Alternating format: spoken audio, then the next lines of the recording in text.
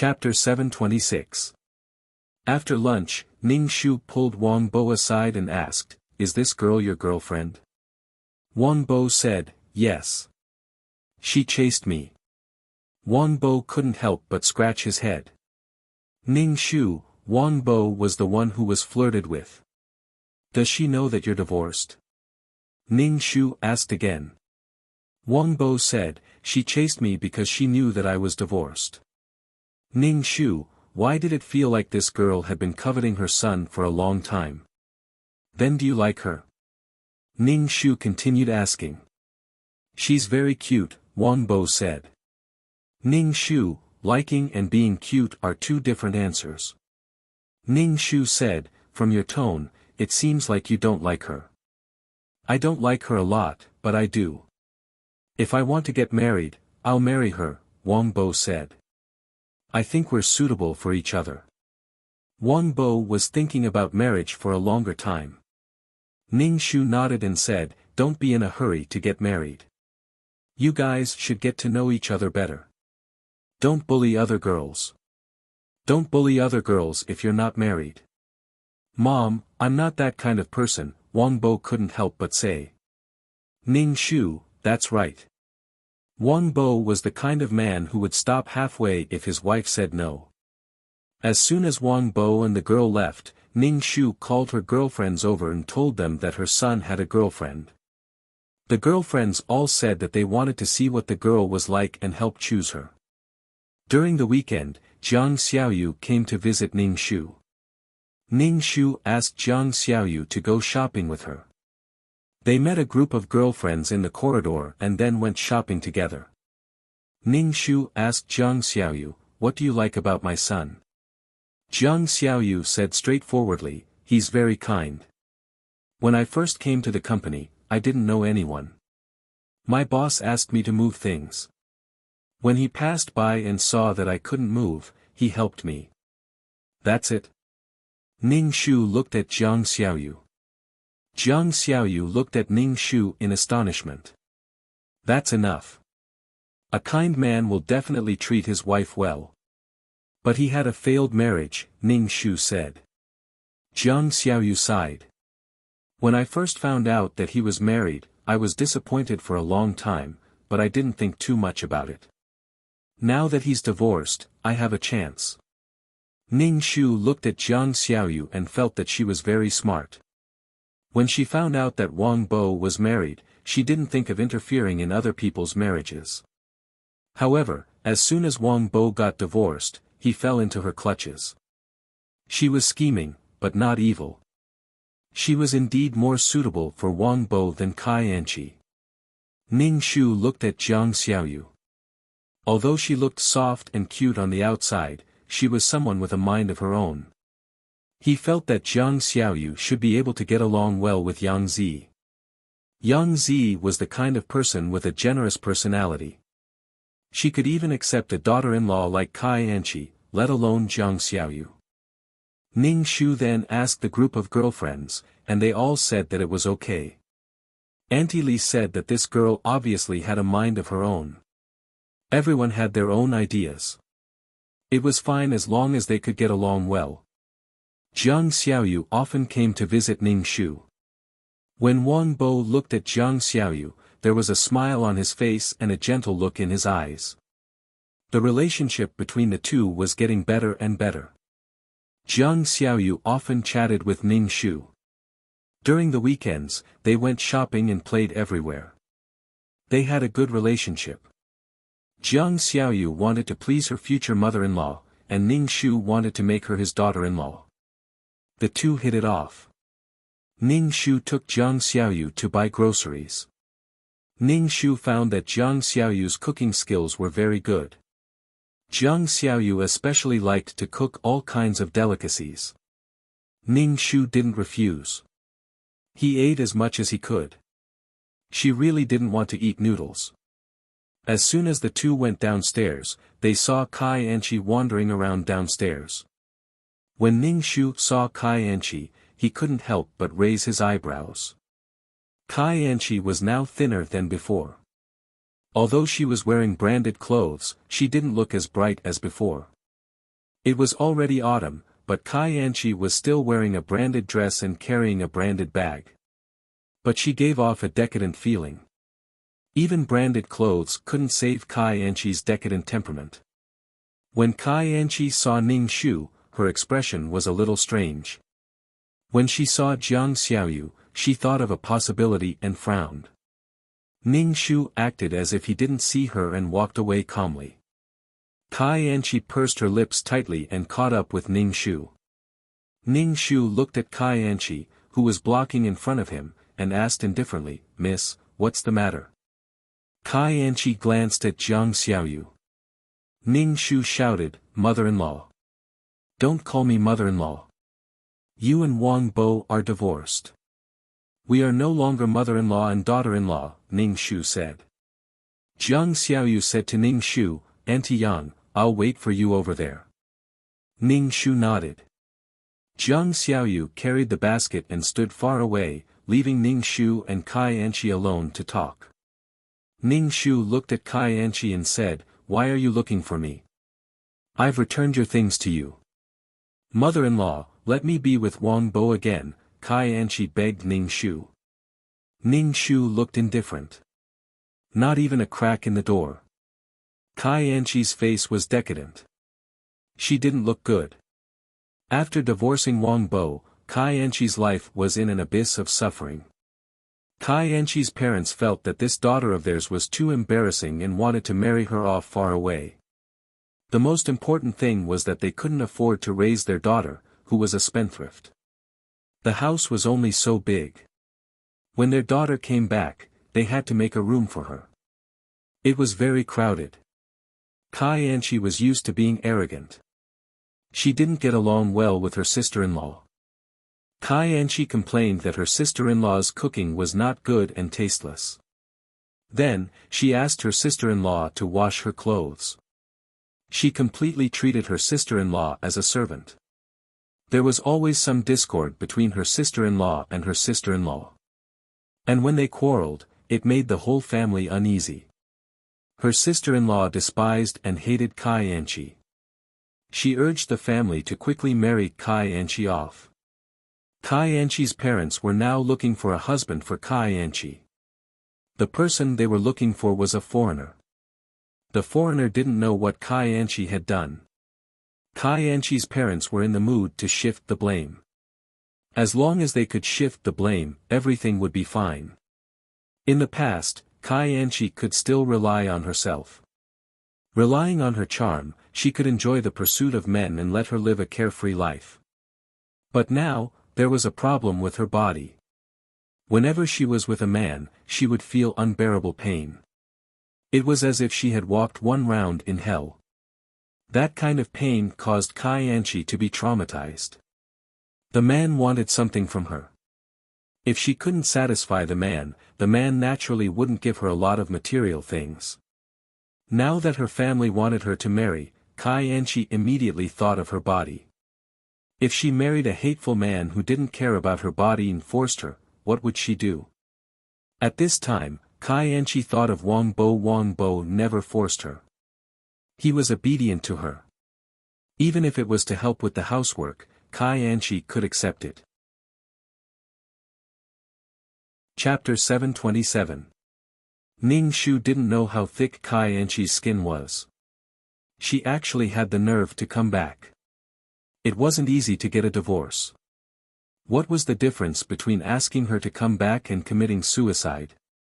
Kai Anchi looked at Ning Shu's cold and disdainful face and decided to show weakness. She just wanted to marry Wang Bo again. "I'll do the housework well in the future," Kai Anchi said to Ning Shu. "I won't interact with those men anymore. I swear." She really didn't want to marry into some unknown corner. What would she do if she met a bad man? In comparison, Wang Bo was much better. Her parents' attitude was very firm. They wanted her to get married, and Wang Bo was the best candidate. "Grandma, believe me. I've really changed. I won't do it again," Kai Anchi said as she knelt down in front of Ning Shu. Ning Shu couldn't help but roll his eyes. They had already fallen out. How could Kai Anchi have the nerve to come back? Why did she think that she still had a chance when others were still waiting for her? In the plot, she took the money and left, living a carefree life. Now that she wasn't living a good life, she wanted to come back. How could there be such a good thing? Ning Shu pointed at Jiang Xiaoyu, who was standing not far away, and said, "This person will be Wang Bo's wife. As for you, go back to where you came from. It's impossible for you and Wang Bo to be together even if the sky falls down," Ning Shu said as he walked towards Jiang Xiaoyu. Jiang Xiaoyu looked at Ning Shu from time to time. Ning Shu smiled and said, "Don't look at me. It's impossible for her and Wang Bo to be together. I only recognize you." Jiang Xiaoyu held Ning Shu's arm generously and said with a smile, "Thank you, auntie." When Ning Shu and Jiang Xiaoyu came back from grocery shopping, Kai Anchi was still waiting downstairs. Kai Anchi looked at Jiang Xiaoyu with piercing eyes. She wanted to walk towards Jiang Xiaoyu, but after 2 steps, she stopped when she saw Ning Shu staring at her coldly. Kai Anchi stuck to Ning Shu's cold face. She didn't give up and waited downstairs for Wang Bo to come back. She wanted to talk to him. Jiang Xiaoyu leaned on the balcony and looked at Wang Bo and Kai Anchi downstairs. Ning Shu walked over and looked down. As soon as Kai Anchi approached Wang Bo immediately retreated to avoid Kai Anchi. Seeing Wang Bo's attitude, Ning Shu felt a lot more at ease. He was afraid that Wang Bo's brain would be flooded with boiling water and he would act stupid again. Kai Anchi said something and excitedly tugged at Wang Bo's sleeve. Wang Bo shook off Kai Anchi's hand and turned to enter the building. Letting out a long sigh, Jiang Xiaoyu looked at Ning Shu and awkwardly said, "Wang Bo's ex-wife is beautiful, and I was afraid that Wang Bo would be soft-hearted." "I won't," Ning Shu said. "Let's not talk about how Kai Anchi hurt Wang Bo. Wang Bo already has you now." Jiang Xiaoyu nodded. Hearing the sound of the door opening, Jiang Xiaoyu's eyes were filled with tears. As soon as Wang Bo opened the door, he saw Jiang Xiaoyu's sad expression. Wang Bo felt a little guilty. He went over and took Jiang Xiaoyu's hand and pulled her to the balcony to talk. He explained to Jiang Xiaoyu and promised her that he would never see Kai Anchi again. Ning Shu smacked his lips. Small quarrels were fun. Jiang Xiaoyu's means were good. She didn't quarrel and expressed her grievances. Forcing a man to make a promise was different from a man taking the initiative to make a promise. Jiang Xiaoyu knew how to manage relationships. She was a girl with a high EQ. No wonder Wang Bo fell for her so easily. Unfortunately, in the plot, Wang Bo resigned from the company after the divorce. He was dispirited for a long time and found a new job. He missed Jiang Xiaoyu. However, with Wang Bo's dispirited appearance in the plot, Jiang Xiaoyu probably wouldn't like him. Who would like a soulless man? Kai Anchi came to find Wang Bo several times, but Wang Bo avoided her. Kai Anchi couldn't wait for Wang Bo and was very unhappy.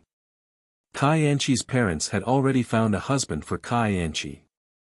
The man gave Kai Anchi 10 to 20,000 yuan as a gift, and Kai Anchi was stuffed into the car by her parents. Kai Anchi was taken out of the city and married a man in his 30s. Kai Anchi knew that her parents had sold her to this ugly man. He had dark skin and she couldn't understand a word he said. As soon as they reached home, he forced her into a small house. Kai Anchi was tortured by the man. She tried to escape, but the man caught her. She said that she was in pain, but the man ignored her.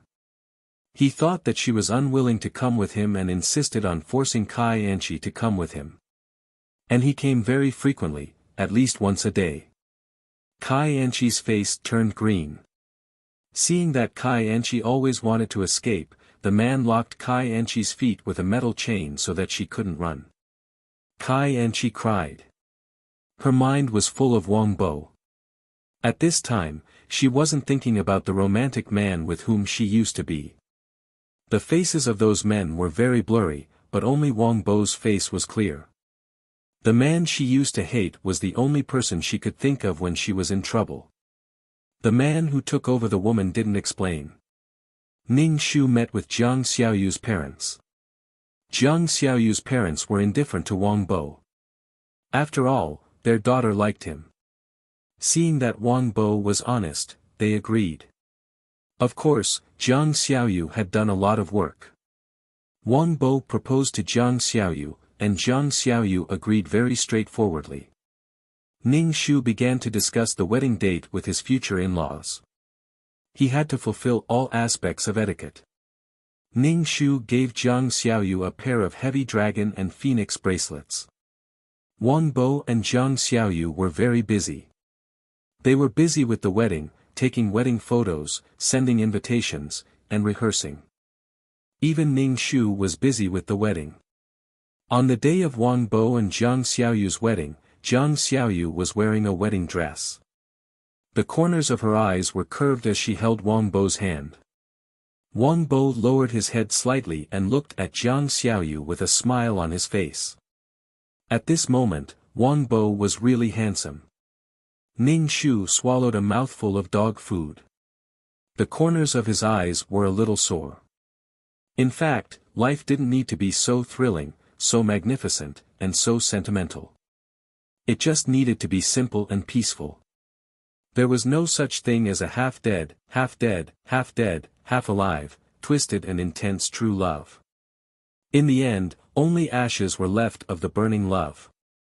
Ding, quest completed. Do you want to leave the quest world? 2333's voice sounded in Ning Shu's mind. Ning Shu nodded. Yes. After a moment of dizziness, Ning Shu opened his eyes. He was already in the system space. Ning Shu lay on the sofa dispiritedly. Damn, it was so tiring. It was tiring to play mind games. It was better to just fight. If she was Wang Bo, she wouldn't care about this and that. She would just kick Kai Anchi. 2333 said, Yang Zi asked me to thank you. She said thank you for what you did for her and her son. Ning Shu said, oh, where is she? She went back. She went back to her body. 2333 said. Hearing this, Ning Shu was relieved. He lay on the bed and slept. Chapter 728. Ning Shu slept comfortably. When she woke up, she sat cross-legged on the bed and began to cultivate her peerless martial arts.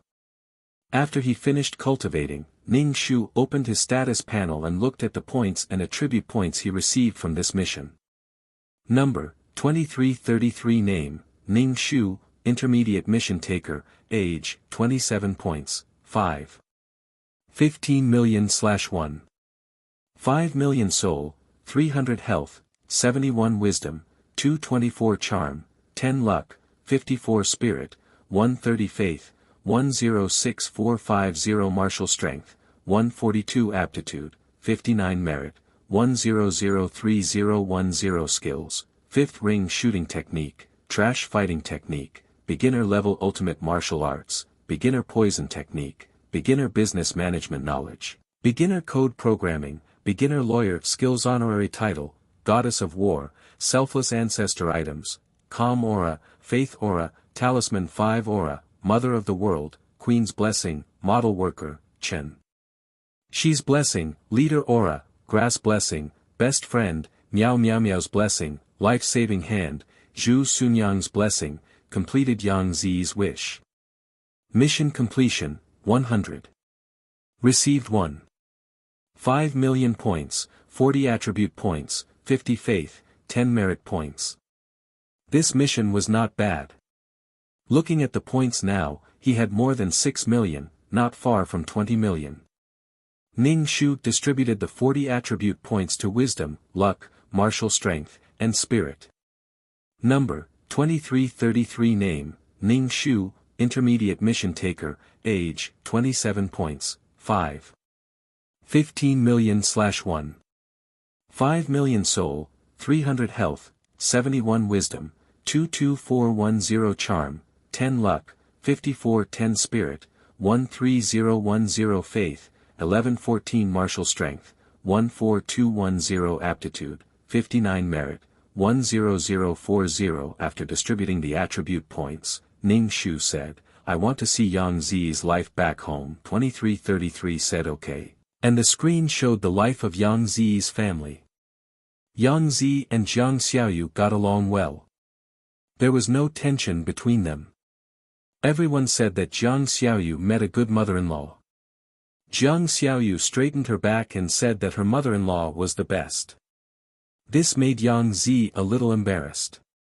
She told everyone that her daughter-in-law was a good daughter-in-law. Others mocked Yang Zi, saying that as long as Yang Zi was a daughter-in-law, she would be a good daughter-in-law. Not long after Wang Bo and Jiang Xiaoyu got married, Jiang Xiaoyu got pregnant. Yang Zi took good care of Jiang Xiaoyu and made soup for her every few days. Yang Zi took Jiang Xiaoyu for a prenatal checkup. 9 months later, Jiang Xiaoyu gave birth to a girl. Yang Zi was not angry. At least, she did not have a granddaughter before. Yang Zi helped to take care of the child, and the mother-in-law and daughter-in-law took care of the child.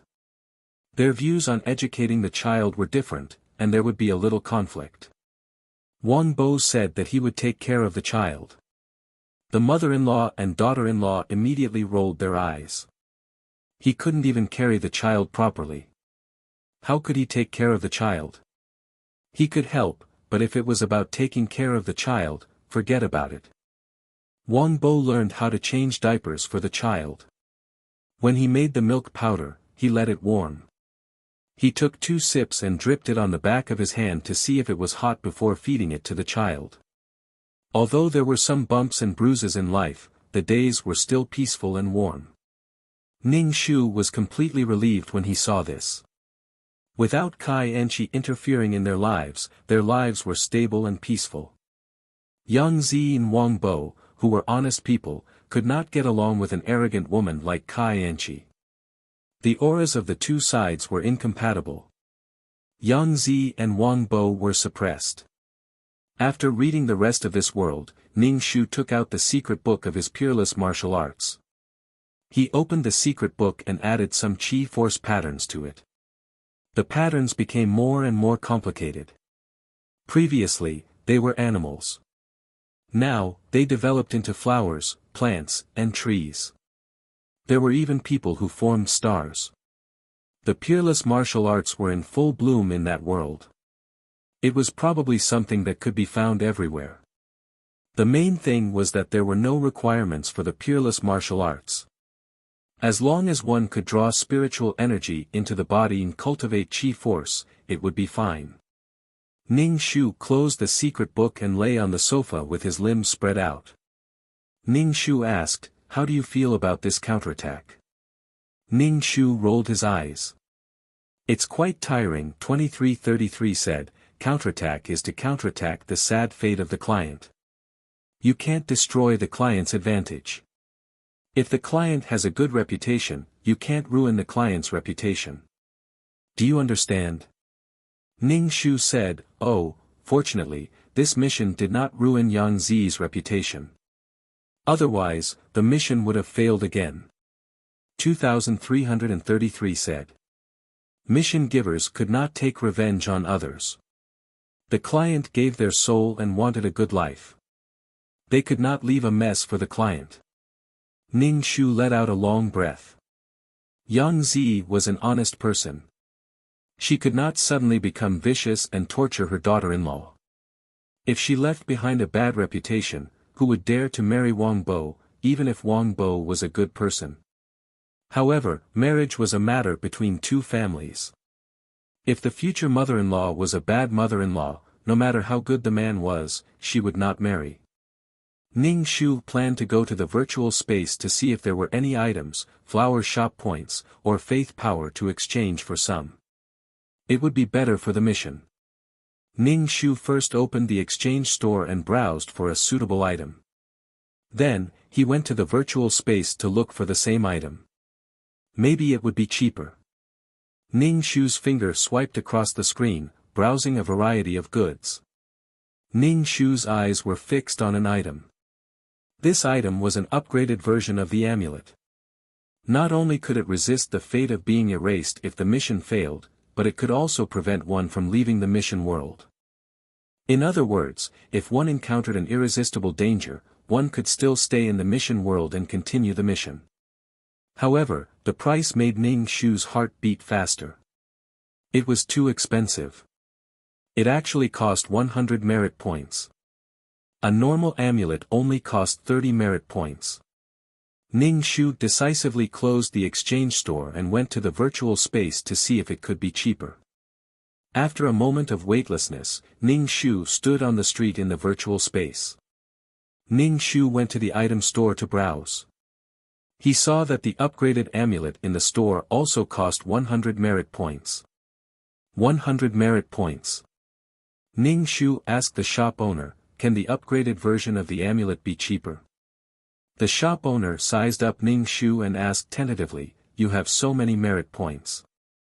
Ning Shu said, "Actually, it's still a little short of 100 merit points, so I'm asking if you can make it cheaper." "How many merit points do you have?" Ning Shu asked. Ning Shu thought for a moment. 80 merit points. "No, the price difference with the exchange store is too big. It's impossible to exchange it for you." The shop owner refused directly. Ning Shu saw her firm attitude and knew that it was impossible to get this item for 80 merit points. He asked, "How much do you want?" "At least 95 merit points," the shop owner said. Chapter 729. In the end, Ning Shu bought this item with 95 merit points. After exchanging for this item, Ning Shu planned to go to the restaurant to eat. The food in the restaurant was really good. In the previous world, he ate noodles all the time. Ning Shu felt that he didn't want to see noodles for a long time. Walking into the restaurant, Ning Shu picked an empty table and ordered a lot of dishes. As he was chewing on a drumstick, he felt some tremors under his feet. Ning Shu didn't pay much attention to it. However, the tremors were getting stronger. The plates on the table were shaking and the table kept shaking. Ning Shu couldn't help but press on the table. It felt like the earth was shaking. Earthquake.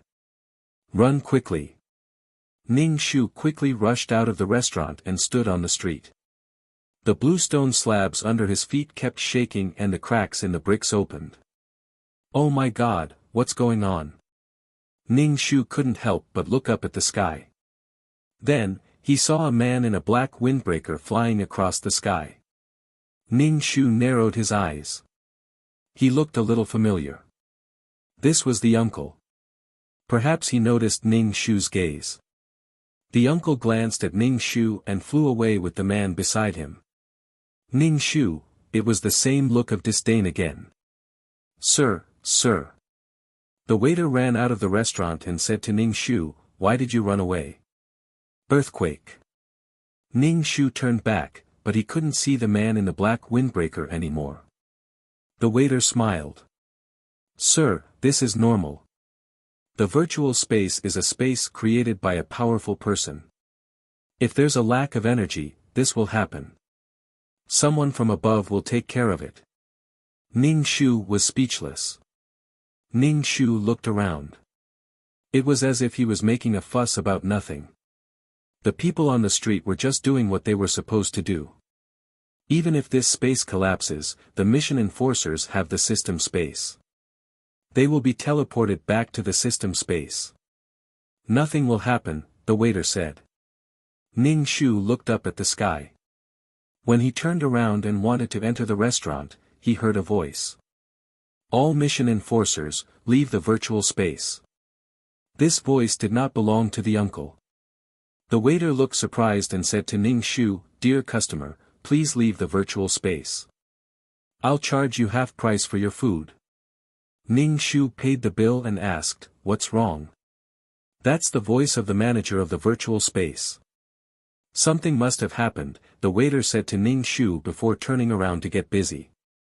The people on the street slowly left the virtual space.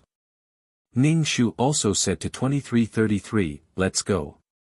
As soon as Ning Shu finished speaking, the entire virtual space shook violently, directly throwing her out of the virtual space.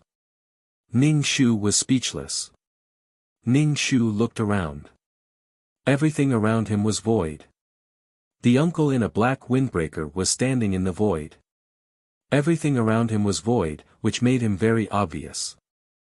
In front of him was a plane of space, which should be the virtual space. He stretched out his hand, and the virtual space shrank and fell into the uncle's hand. The uncle clenched his hand. Ning Shu's ears were filled with a loud sound, as if something was broken. Ning Shu, he broke the space. He broke the virtual space. Ning Shu's legs trembled as he looked at him in horror. The school doctor opened his hand, and the space fragments floated in the air. Finally, they rotated and gathered together, forming a new space. It grew bigger and bigger until it finally clung to the plane. After doing all this, the uncle turned around and looked at Ning Shu. Ning Shu saw a white light emitting from his glasses. He stood in the air and looked down at him. There was no wind around, but his clothes fluttered slightly. Ning Shu really wanted to chop off his long legs. 2333, run, Ning Shu said anxiously to 2333. Okay. 2333 immediately sent Ning Shu back into the system space. The school doctor watched Ning Shu disappear with an expressionless face. In a flash, she was gone. Ning Shu returned to the system and slumped on the ground weakly. Her limbs were weak.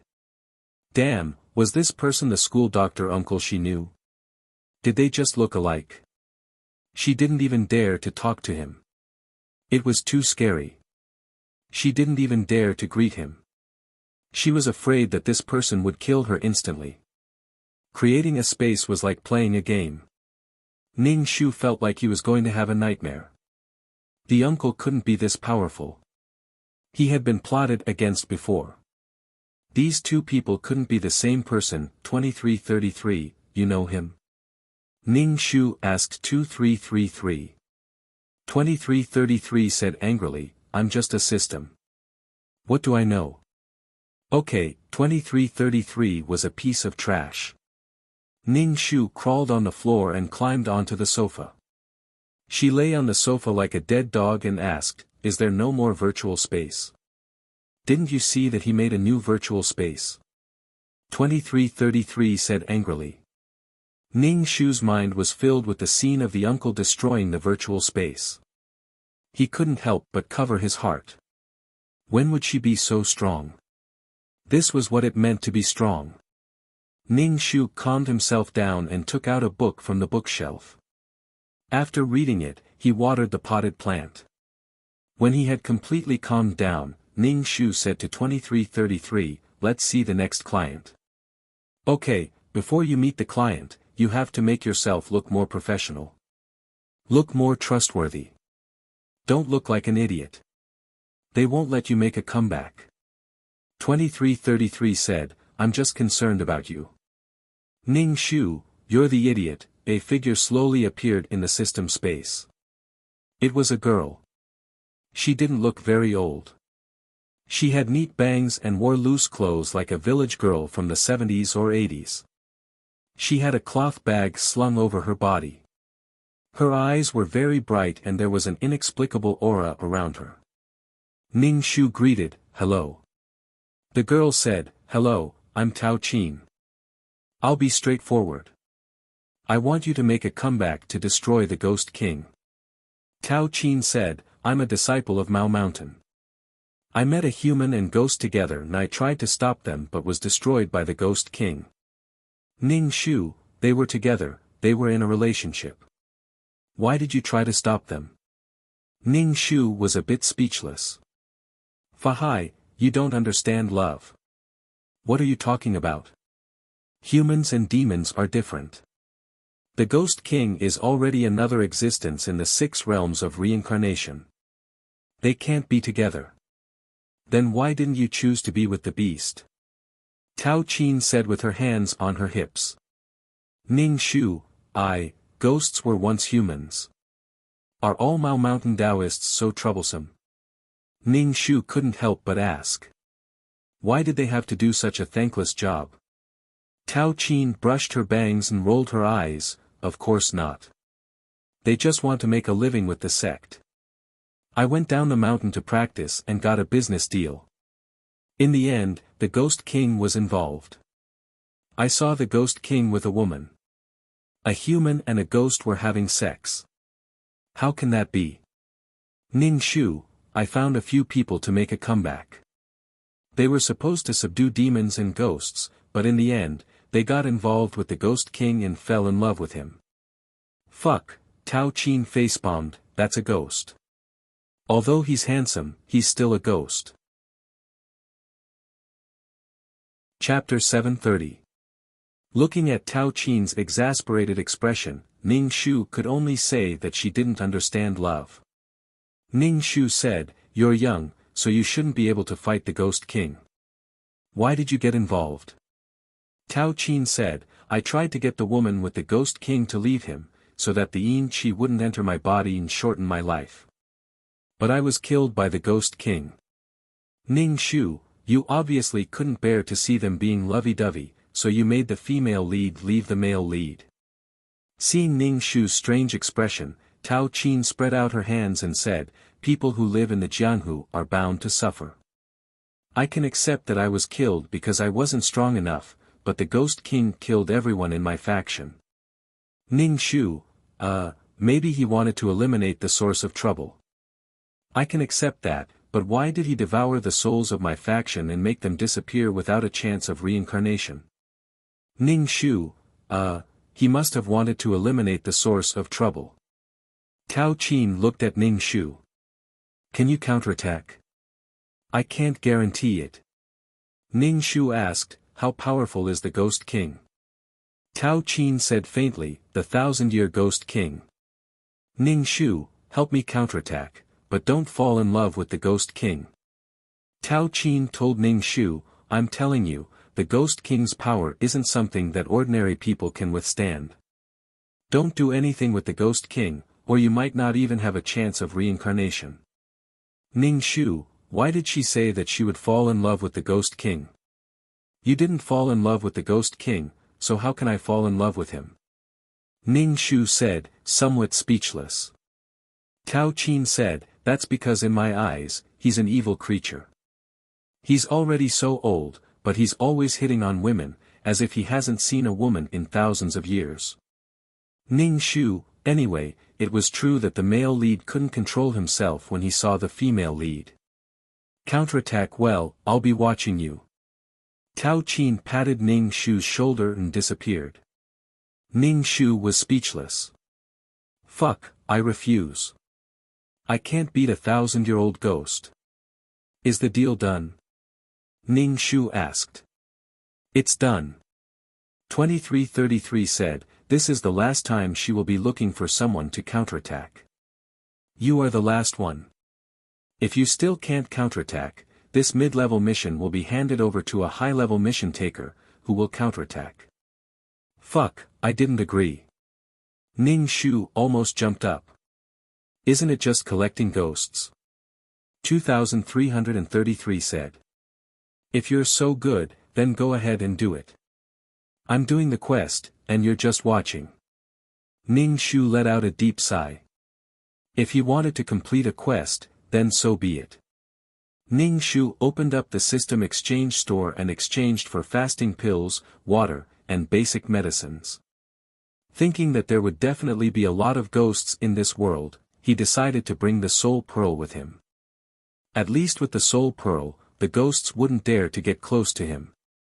After thinking about it, he decided to see if there were any exorcism charms. It would be best if he could escape. If he couldn't win, then he had to run. If he was killed like Tao Qin, how could he counterattack? Ning Shu exchanged for some charms.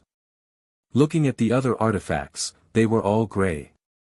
Obviously, they couldn't be exchanged. With the Soul Pearl and charms, he felt a bit safer. However, Ning Shu had a question in his heart. How heaven-defying was this ghost king to be able to mesmerize the mission taker? She couldn't help but start a heart-wrenching human-ghost love story. After finishing these things, Ning Shu said, "You can enter the quest now." Okay. 2333 reminded Ning Shu, "Don't fall in love with the ghost king. If you do, you will fail the quest." Tao Qin can't bear to see this. Ning Shu, "Stupid girl, Fahai, you really don't understand love." Ning Shu felt a wave of dizziness. She felt her soul entering a body. She waited until her soul had completely merged with the body. Ning Shu opened his eyes and looked around. He was lying on a brick bed. The room was very simple and had a bit of an ancient style. Ning Shu sat cross-legged on the bed. He wanted to see how much spiritual energy there was in this world. However, he was disappointed. After all, this was a modern world. Fortunately, with the support of his peerless martial arts, Ning Shu cultivated a strand of energy the size of a strand of hair. It looked very shabby. Ning Shu stopped cultivating and started to accept the plot. This was the story of a domineering ghost king falling in love with me. The female lead, Song Shihan, was a white-collar worker. She casually bought a piece of jade on the antique street. Then, she experienced a series of strange things.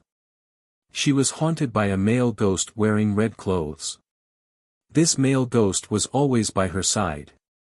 She went to work by his side, helping him to make things difficult for her boss. When she was bathing, a handsome man suddenly appeared in the bathtub. When she woke up in the morning, she saw an extremely handsome face facing her. Song Shihan was teased until her ears turned red. Her heart was rippling. She endured the ghost king Feng Yin's handsome face doing all kinds of shameless things to her.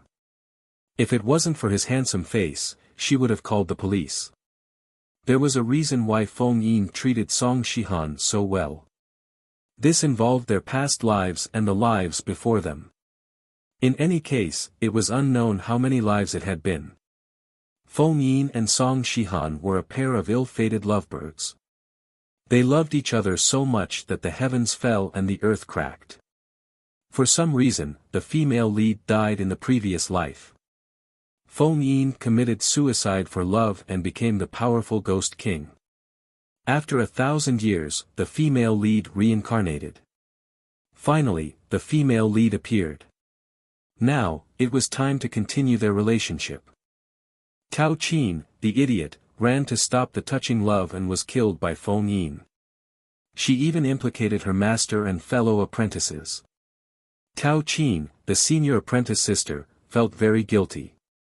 After Ning Shu accepted the plot, he sighed. Tao Qin didn't blame the ghost king for killing her. After all, if one was weak, they should be prepared to be killed. She couldn't accept that the people in her sect didn't hurt the ghost king and Song Shihan. The ghost king even destroyed the entire sect and caused everyone's souls to scatter. Ning Shu continued to cultivate his peerless martial arts. The stronger he became, the harder he would be to be killed. Senior apprentice sister, it's time to eat. If you're late, you won't have anything to eat. A young male voice came from outside. Ning Shu stopped cultivating. When he opened the door, he saw a boy taller than him. He was chewing on a steamed bun in his hand. Ning Shu hurried to the place to eat. If he was late, the steamed bun would really be eaten up by these calves. The place where Ning Shu stayed was an abandoned Taoist temple. It could not be said that it was abandoned, but there were no pilgrims coming here to offer incense. Only Tao Qin's master brought a group of homeless children to learn the Maoshan techniques. Life passed by bitterly. When Ning Shu reached the kitchen, he saw a group of radish heads around the table. They were of different ages. Most of them were boys, but there were also 2 little girls with braids and missing front teeth. The most eye-catching one was sitting at the head of the table. He had a beard and a shameless bun on his head. At this moment, he was burping and picking his teeth. When Ning Shu saw this old man, a sour feeling arose in his heart. Chapter 731. Ning Shu greeted his master. The old man's name was Tao Cheng, and he was the successor of Mao Mountain's ghost hunters. The disciples in the room were all adopted by him. These children were all orphans. With the development of society, Mao Mountain's Taoist techniques were all superstitions. They were all scammers. Who would want their children to learn this? Tao Cheng found orphans and passed down the Mao Mountain's Taoist techniques, which were already very weak. Life was not good. Tao Cheng looked at Ning Shu, raised his eyebrows, and chuckled. I woke up late today. I've finished eating. Ning Shu saw that the table was full of bones. The children were still eating steamed buns dipped in meat soup. The meat soup must have been caught by Tao Cheng in the mountains. Ning Shu rolled his eyes. I'll eat the steamed buns. Ning Shu reached out his hand. The last steamed bun in the big bowl was snatched by a child. Ning Shu was speechless. The kid was eating the old man dry. Tao Cheng raised more than 10 children. It was really hard. Tao Qin was also raised by Tao Cheng. From time to time, Tao Cheng would bring Tao Qin to protect, deceive, people, kidnap, cheat. Tao Cheng was also very capable. He just liked to pretend a little. He wanted people to pay him a high price. The money he earned was not even enough to feed a large family of calves. A little boy saw that Ning Shu had nothing to eat. He tore half of a steamed bun and gave it to Ning Shu. Ning Shu took it and ate it. Good boy. When senior sister comes out of the temple, I'll bring you a gift. Tao Cheng rubbed his chest. Ning Shu said, there is something I need you to do. Ning Shu stuffed the steamed bun into his mouth and asked Tao Cheng, Master, what is it? Tao Cheng stood up, burped, and walked towards the main hall of the Taoist temple. Ning Shu followed Tao Cheng into the main hall. The Taoist temple was very old and had not been repaired for a long time. The statues of the 3 pure ones in the main hall seemed to be covered with a layer of dust. There was a smaller statue next to the 3 pure ones. This should be the founder of Mao Mountain, Tao Hongjing. Tao Cheng waved in front of the statue and lit 2 sticks of incense. Ning Shu also followed suit and did the same. Ning Shu asked Tao Cheng, Old man, what's the matter? Tao Cheng touched the bun on his head and said, You are already 20 years old. It's time for you to go out and gain experience. Recently, an acquaintance came to find me. He has a business deal. If he succeeds, the money will be quite a bit. It will be enough for us to support ourselves for a while. Tao Cheng said. Acquaintances? What happened? Ning Shu asked. Tao Cheng said, recently, his son has been possessed by a ghost and is half dead. His family is quite rich. Ning Shu thought for a moment. It should be related to Ghost King Feng Yin. Damn, I'm a little scared. Since it was dressed in red, it was obvious that it was a malicious ghost. However, Tao Cheng was no match for Yin Zhen. Since then, the Dao techniques of Northern Mao Shan were lost, and there was no successor. Otherwise, they wouldn't be implicated in this matter. Ning Shu and Tao Cheng asked, Old man, aren't you going? If you go out to gain experience, why would I go? Tao Cheng rubbed his chest and rubbed out some mud balls. Ning Shu rolled his eyes. Ning Shu said, Old man, what if I encounter danger? Help me read my fortune. I don't feel good this time. Tao Cheng raised his eyebrows and took out a copper coin. He muttered something and read Ning Shu's fortune. 3 copper coins fell on the table. One of them cracked. Tao Cheng's expression changed drastically. Tao Cheng picked up the cracked copper coin. Could it be something powerful? I just read it a little and even the copper coin is broken. Ning Shu said, we won't accept this business deal. It's too dangerous. Cao Qing touched his head and nodded. We'll talk about this later. We'll talk about the training later. Ning Shu nodded. Cao Qing said, go to the back of the mountain and get some game. We really can't afford to raise these children. Okay, I'll go get it, Ning Shu said. Bring it back. I want to test your recent homework. Cao Qing left with his hands behind his back. Ning Shu saw that he was full of worry. Obviously, the divination just now made him worry. Ning Shu went to the back of the Taoist temple to see if there was any game. He didn't find any game, but he did find some wild fruits. Ning Shu had only eaten half a steamed bun. He was hungry and picked some wild fruits to eat. The fruits were not tasty and were very bitter. Ning Shu ate 2 and gave up. They only managed to catch 2 rabbits and nothing else. It was not easy to raise this group of children. Ning Shu carried a rabbit ear in each hand and returned to the temple. Cao Qing was making a group of children get into the horse stance. Cao Qing saw Ning Shu carrying 2 rabbits. He rolled his eyes and said, why are there only 2 skinny rabbits? Ning Shu said angrily, we've eaten most of the things around here. It's good enough to have 2 rabbits. Ning Shu saw that the children's clothes were not good. They were very old.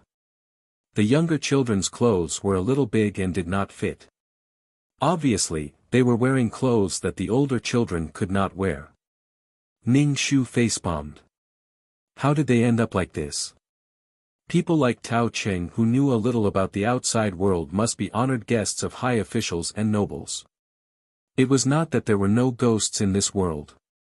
People believed in science, but not everyone believed in science. Ning Shu skinned the rabbits and cleaned their innards. He threw them into the pot and boiled them until the meat was soft and turned into broth. He took out the bones. He made a pot of dough balls with the broth. This thing was very good at suppressing hunger. At noon, each of them had a bowl of meat soup with a sprinkle of salt. It tasted pretty good, and everyone ate happily. Ning Shu looked at the child and understood Cao Qing's feelings of wanting to counterattack. The master who had raised her was killed and his soul scattered. As for these children who had been abandoned since young, they did not know who their parents were. They were killed when they were in their teens. The younger ones were only 7 or 8 years old and their souls were scattered as well. Their souls were given to Feng Yin to strengthen him. Cao Qing was just an obstacle in the path of Feng Yin and Song Shihan's love. After killing the meddlesome Taoist priest, he was afraid that these Taoist priests would nag and urge his woman to leave him. He might as well kill them all. He could ensure his woman's safety and strengthen his soul. In short, these dozens of lives showed that the male lead was the most powerful person in the world. He doted on the female lead.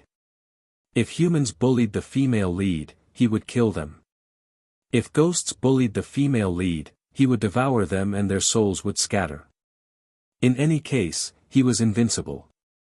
After lunch, Ning Shu returned to his room to cultivate. Only when he was strong could he protect this sect. After cultivating Qi Jin, he was much stronger and more agile. With the talismans he had exchanged and the spirit pearl that could absorb souls, he would probably be able to escape if he encountered a ghost king. Although Ning Shu wanted to avoid the love between Feng Yin and Song Shihan, he could not avoid the plot just because he wanted to. Ning Shu let out a long breath. Feng Yin was a cheat. He even had a group of ghosts under him. The other ghosts would tremble when they saw him. In short, he was the domineering CEO of the ghost world. If he said he would kill you, he would kill you. Chapter 732. Ning Shu intensified his cultivation. Fortunately, the Taoist temple was located in a sparsely populated area surrounded by mountains and forests. The scenery was beautiful, and the spiritual qi was slightly more abundant than in a big city with a lot of car exhaust. It was a suitable place for retirement. There was a village at the foot of the Taoist temple, but it was a very poor and backward village. Occasionally, people in the village would come to the old man when they encountered something supernatural. The compensation would be some sweet potatoes or pumpkins, or a chicken if they were better off. The old man would bring Tao Chin every time and let her learn how to exorcise ghosts. If it was a better family in town, the old man would put on an act and say that the ghost's murderous aura was too strong, and they had to quickly get rid of it. If they scared the people, they would be paid more. Even so, he still couldn't stand it. There were more than 10 mouths in the house, and they were all half-grown children. When they were growing, they were like bottomless pits. The old man originally wanted to mold the statues of the 3 pure ones and the Maoshan sex ancestors into golden bodies, but the conditions were too difficult. The development of technology made the survival of metaphysics smaller and smaller. Now, the old man didn't want to carry forward the Maoshan technique. He only wanted it to be passed down so that it wouldn't completely disappear in the long river of history. The old man's painstaking efforts were ruined by Tao Chin. It was also because Tao Chin was young. If this was done by an old man with decades of experience, things wouldn't be so bad. Ghost King Feng Yin suddenly came to the Taoist temple. The old man wanted to protect the child, and Feng Yin was extremely powerful. The old man and the child were killed by the Ghost King, and their souls scattered. Ning Shu sat cross-legged on the bed and cultivated. He felt fine spiritual qi flowing into his pores and finally gathering in his energy center. "Girl, come here." The old man's voice was very loud. Ning Shu heard it in the room.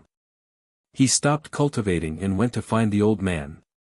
When he arrived at the main hall, he saw the old man wearing a half-new Taoist robe.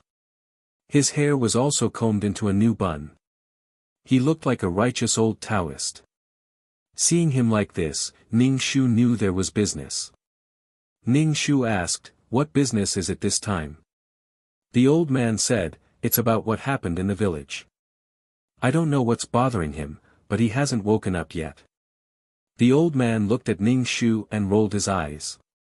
"This time, you're the host. See what you've learned." Ning Shu braced himself and said, "Oh, okay." Now, was she going to become a ghost-catching Taoist?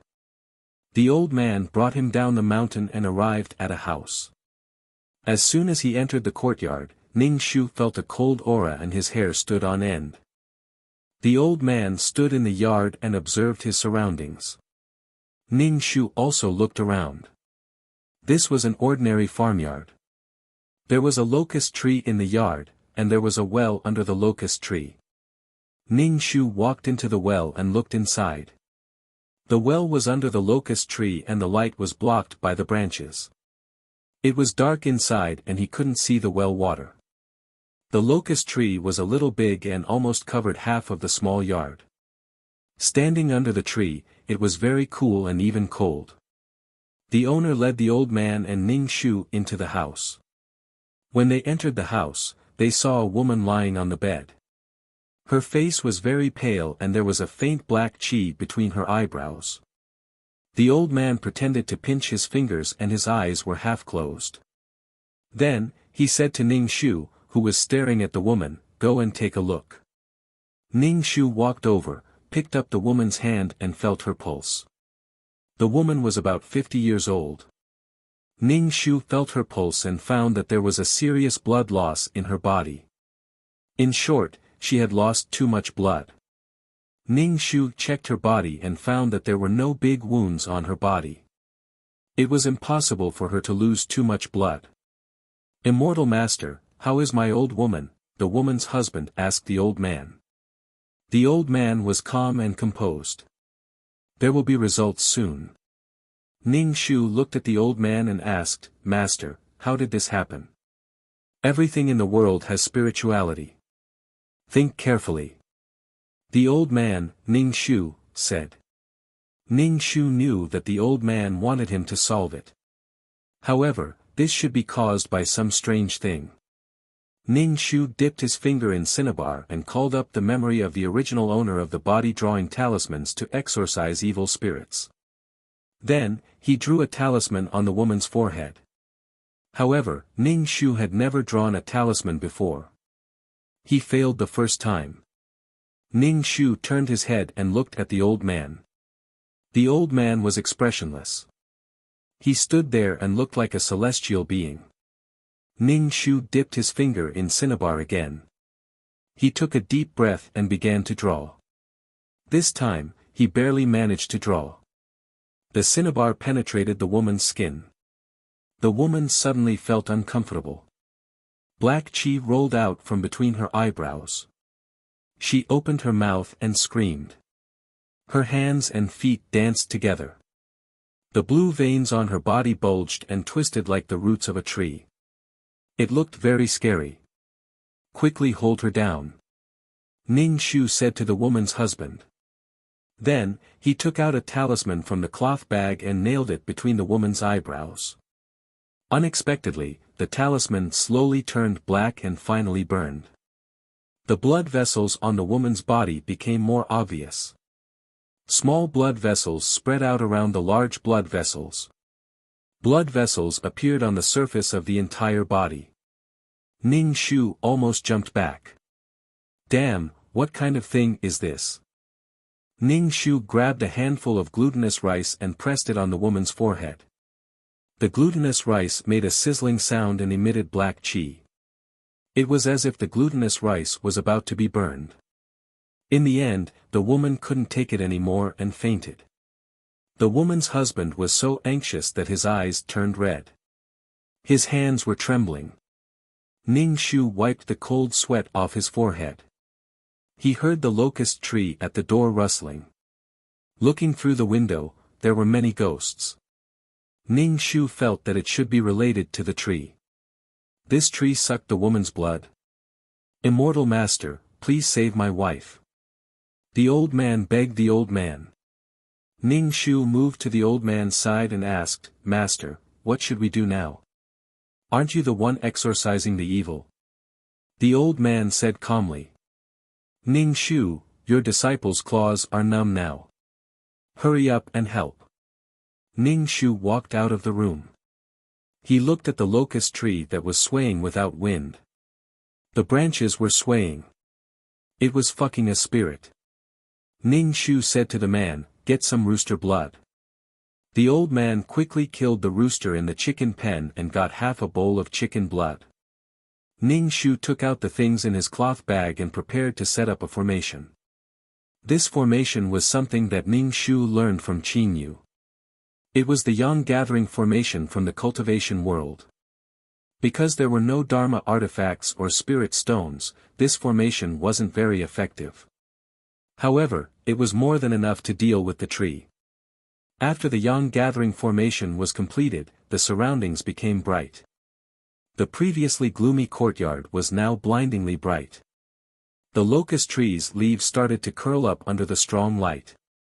Black chi slowly emitted from the leaves. The tree kept rustling and emitting a strange sound.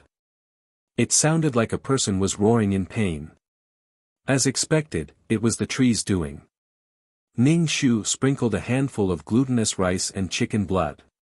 He injected a bit of energy and used a thick cinnabar brush to draw a talisman on the tree trunk. Chapter 733. As Ning Shu drew the talisman, the locust tree shook even more violently. It actually broke the branches on its body and smashed them at Ning Shu. Lass, dodge it, shouted Ning Shu. Ning Shu dodged in a flash and saw that the broken branches of the locust tree were bleeding. The entire yard was filled with the stench of blood. It was sticky and thick.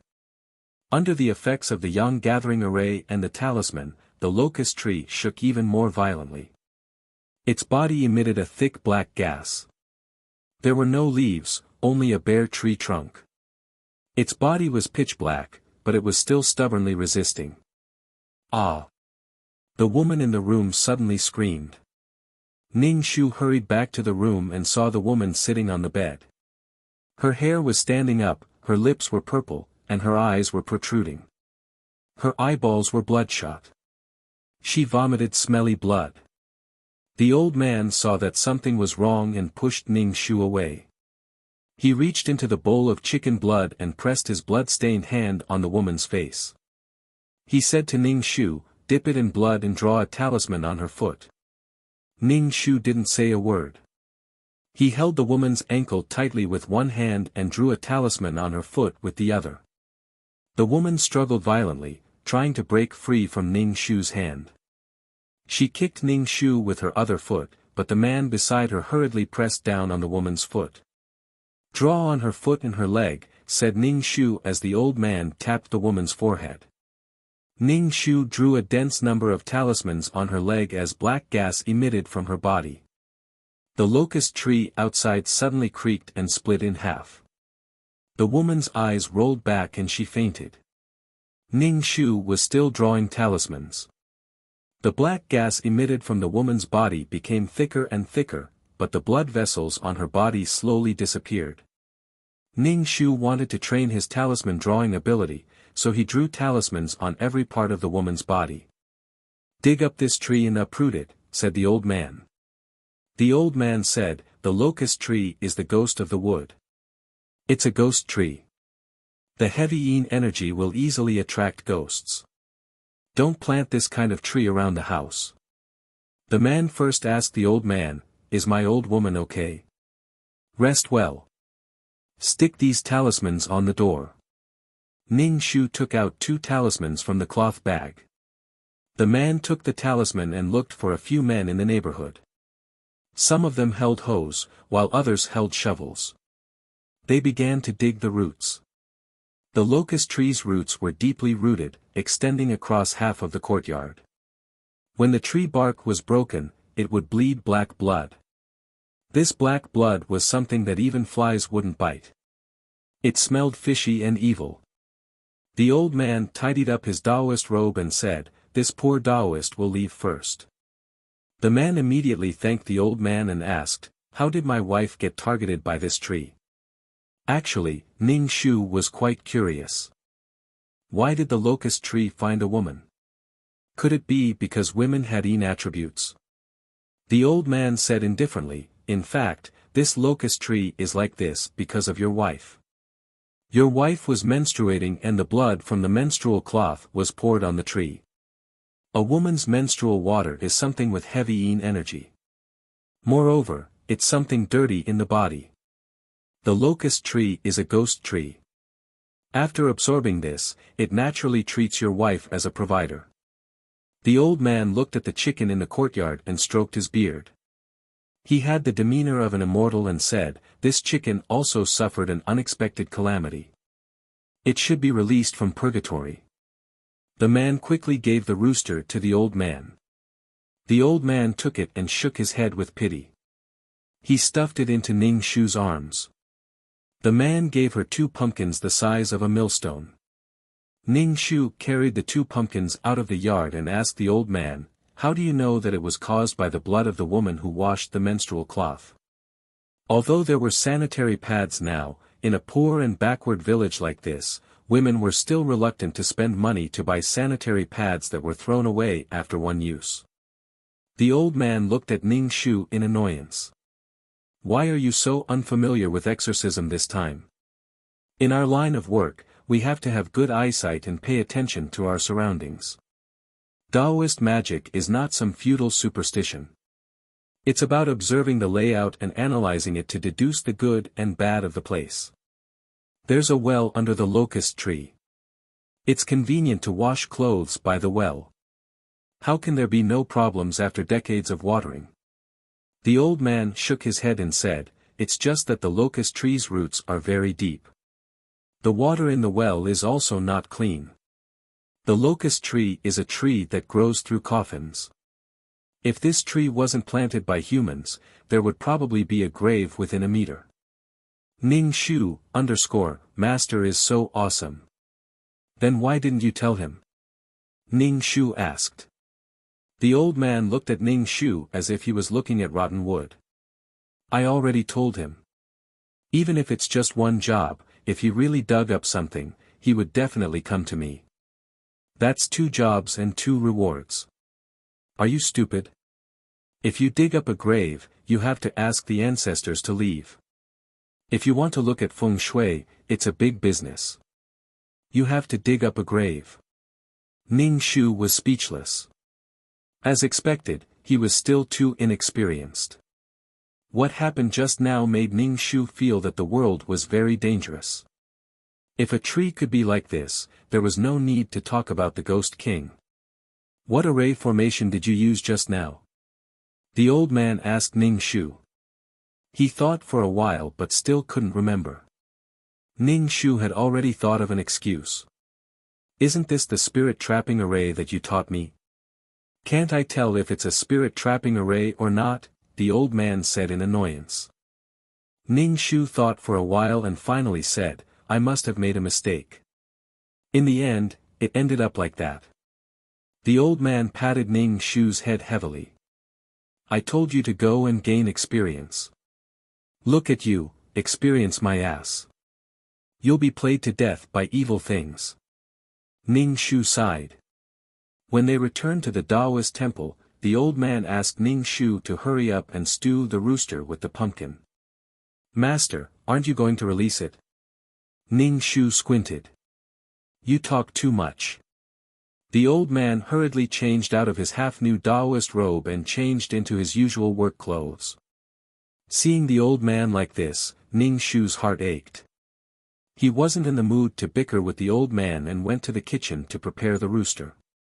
Some of the junior brothers and sisters picked up some firewood from the mountains and neatly stacked it in the woodshed. These children were quite sensible and helped when they could.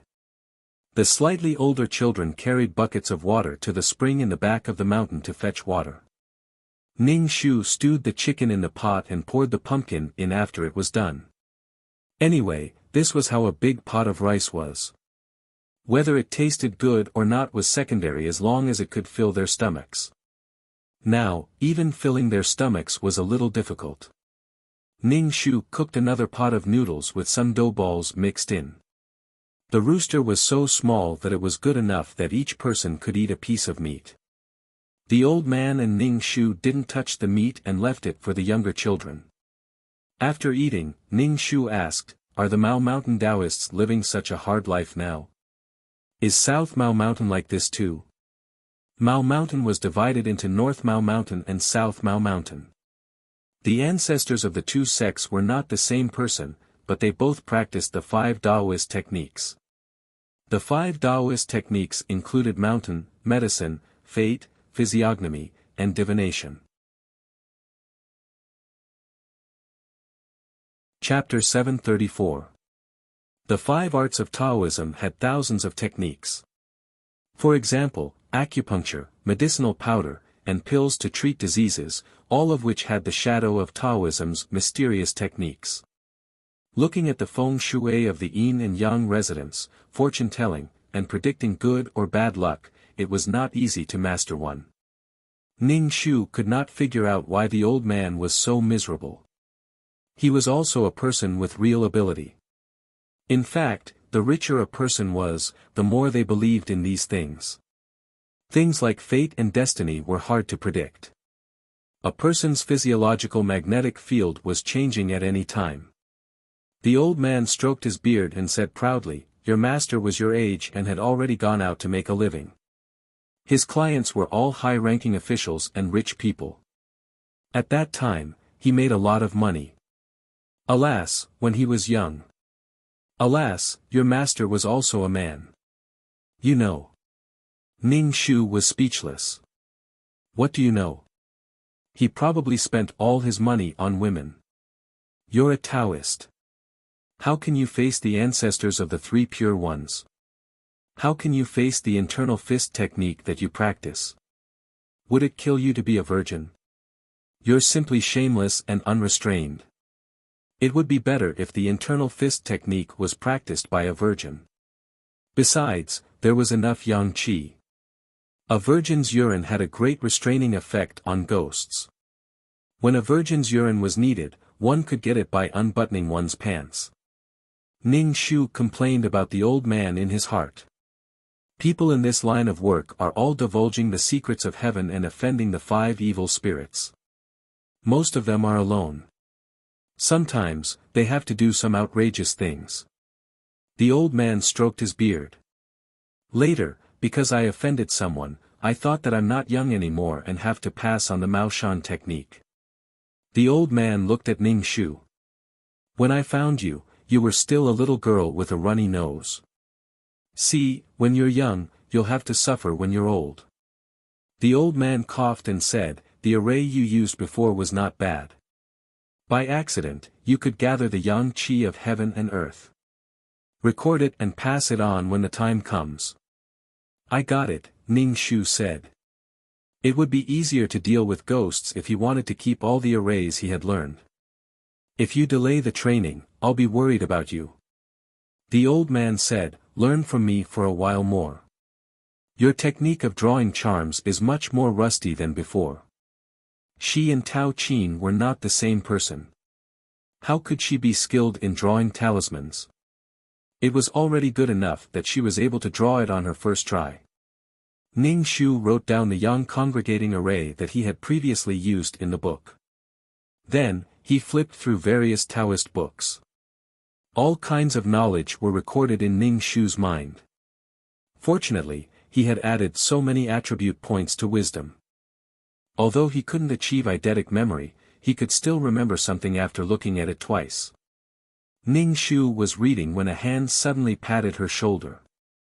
She turned around and saw a boy who was taller than her and had fluffy lips.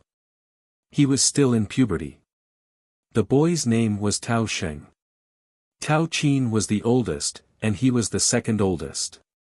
Usually, Tao Qin would go out with the old man to earn money, and Tao Sheng would take care of the matters in the Taoist temple. He was the king of children. Senior sister, what are you looking at? Tao Sheng's voice was not pleasant to hear, but he deliberately lowered his voice, which made it even worse. Although her looks were not bad, her voice was unbearable. I'm reading, Ning Shu said. Tao Sheng sat next to Ning Shu and asked, what happened to master and senior sister this time? Ning Shu said, a locust tree that can suck human blood.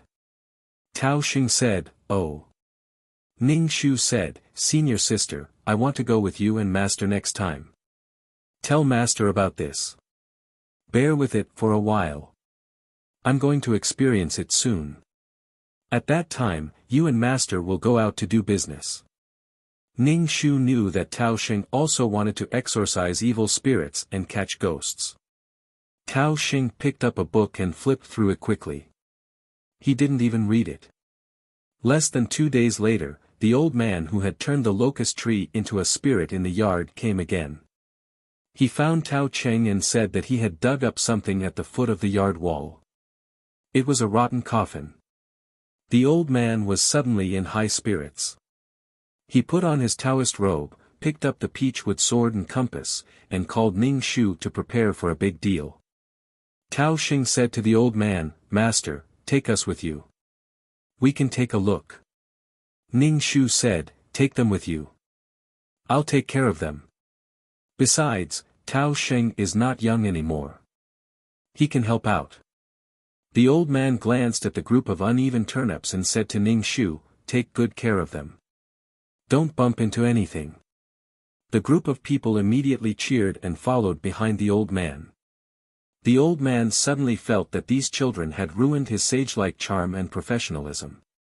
When they arrived at the old man's house, the locust tree had been dug up. The soil of the whole yard had been dug up again. The rotten coffin was exposed under the yard wall. Only a corner of the coffin was exposed. Obviously, the old man didn't dare to dig anymore. The old man asked someone to prepare a table. On the table, there was an incense burner, a peachwood sword, a compass, glutinous rice, chicken blood, and talisman paper. Ning Shu looked at the things on the table and silently memorized them. This was the first time the children had seen such a scene. They were nervous and afraid. They knew that they would have to do such things in the future, but they were still afraid of ghosts. The old man called the few families that were next to the old man's house over and said, although this coffin was discovered here, it's still next to your house. You have to invite the ancestors to leave together. The surrounding families agreed and said that they would pool money together to find a place with good feng shui for the ancestors. Ning Shu watched from the side and felt that the old man was definitely afraid that the old man's family wouldn't have enough money, so he had deliberately pulled a few families to pool money together. The old man began to perform the ritual with a sage-like demeanor. Ning Shu stared intently at the old man. He watched as his face turned pale after he performed the ritual. Ning Shu hurriedly brought the water to the old man. After drinking a mouthful of water, the old man said, "Dig out the ancestors. Be careful not to damage the coffin. Just dig up the surrounding soil." The old man chose a few men with tougher life providences to dig up the soil. The process of digging up the soil was very slow. The main reason was that the coffin was too decayed. It felt like it would shatter with a single touch. The bones in the coffin were probably the same. It wasn't easy for a coffin to be dug out, but another coffin was dug out. When the old man saw another coffin appear, his expression turned ugly. However, he still said, "Continue digging." However, more and more coffins were dug out. Up to now, there were already 5. Furthermore, some of the coffins even had skeletons under them.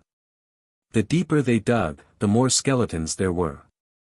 There were also bows, rusty sabers, and helmets scattered around.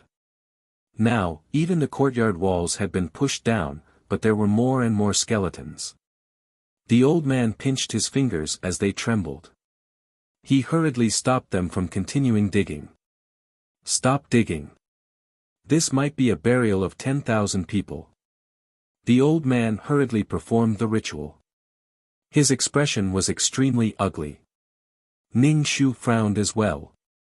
A burial of 10,000 people meant that many people were buried together.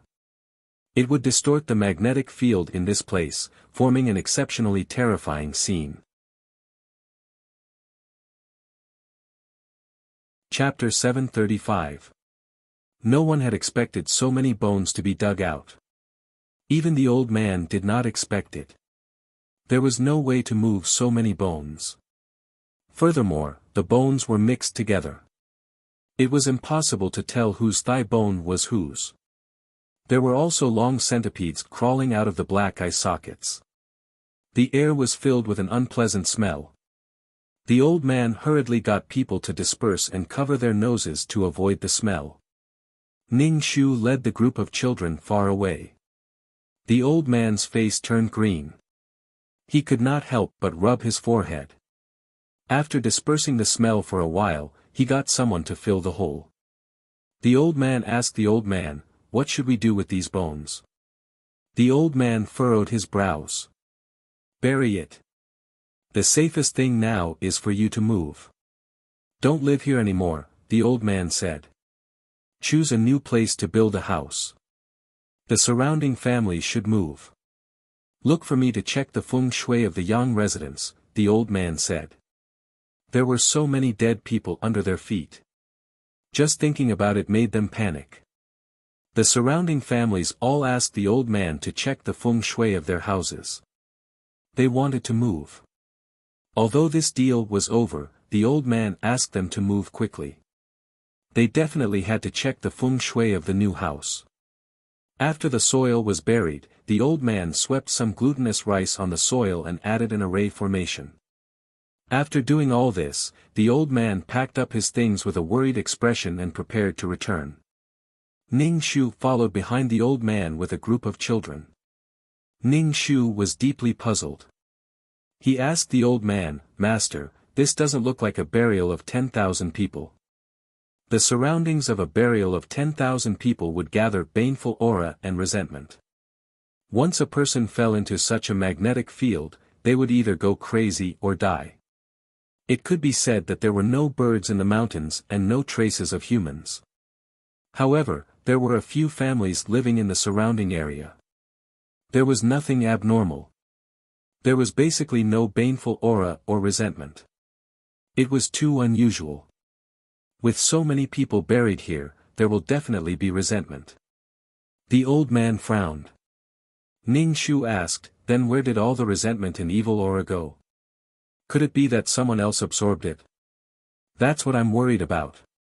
The old man sighed. This evil aura will give birth to something. Ning Shu instantly thought of Ghost King Feng Yin, who could devour souls. After returning to the Daoist temple, the old man changed out of his Daoist robe with a worried expression. Ning Shu said, Master, do you want me to check the county records and see what the history of this 10,000 burial is? Master, how long do you think this 10,000 burial has been going on for? Ning Shu asked. The old man stroked his beard. Looking at the extent of the corrosion of his bones, I reckon he's not that old. Ning Shu frowned. There was no such thing in the storyline. At this time, Tao Qin had already gone out to train and never returned. He didn't know that there was such a place. Ning Shu felt that it was necessary for him to check the county records. In this pit, there were not only human bones, but also fragments of armor, swords, spears, and arrows. It was very likely that an ancient army was buried here. 1,000 years ago, Feng Yin had killed many people in anger to avenge the female lead. After that, he committed suicide for love. Perhaps Feng Yin's bones were in those coffins. All sorts of thoughts flashed through Ning Shu's mind. He wanted to check the county records, but he didn't have the connections.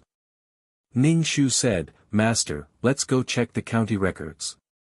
Okay, I have the connections. The old man stroked his beard and brought Ning Shu to the county government. He found a connection and said that he wanted to check the county records. Ning Shu and the old man were brought to the county government's archives and told to check it themselves. There was a computer. Ning Shu turned on the computer and searched through the files for information regarding the mass burial of the army. It was to see if an army had passed through here 1,000 years ago. When the old man saw that Ning Shu knew how to use a computer, he was surprised. You know how to do this?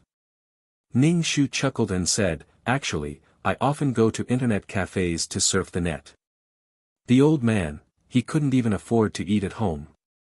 Wouldn't it be great if he could use the money to surf the net to buy some biscuits? Ning Shu entered the search keyword and a lot of documents appeared.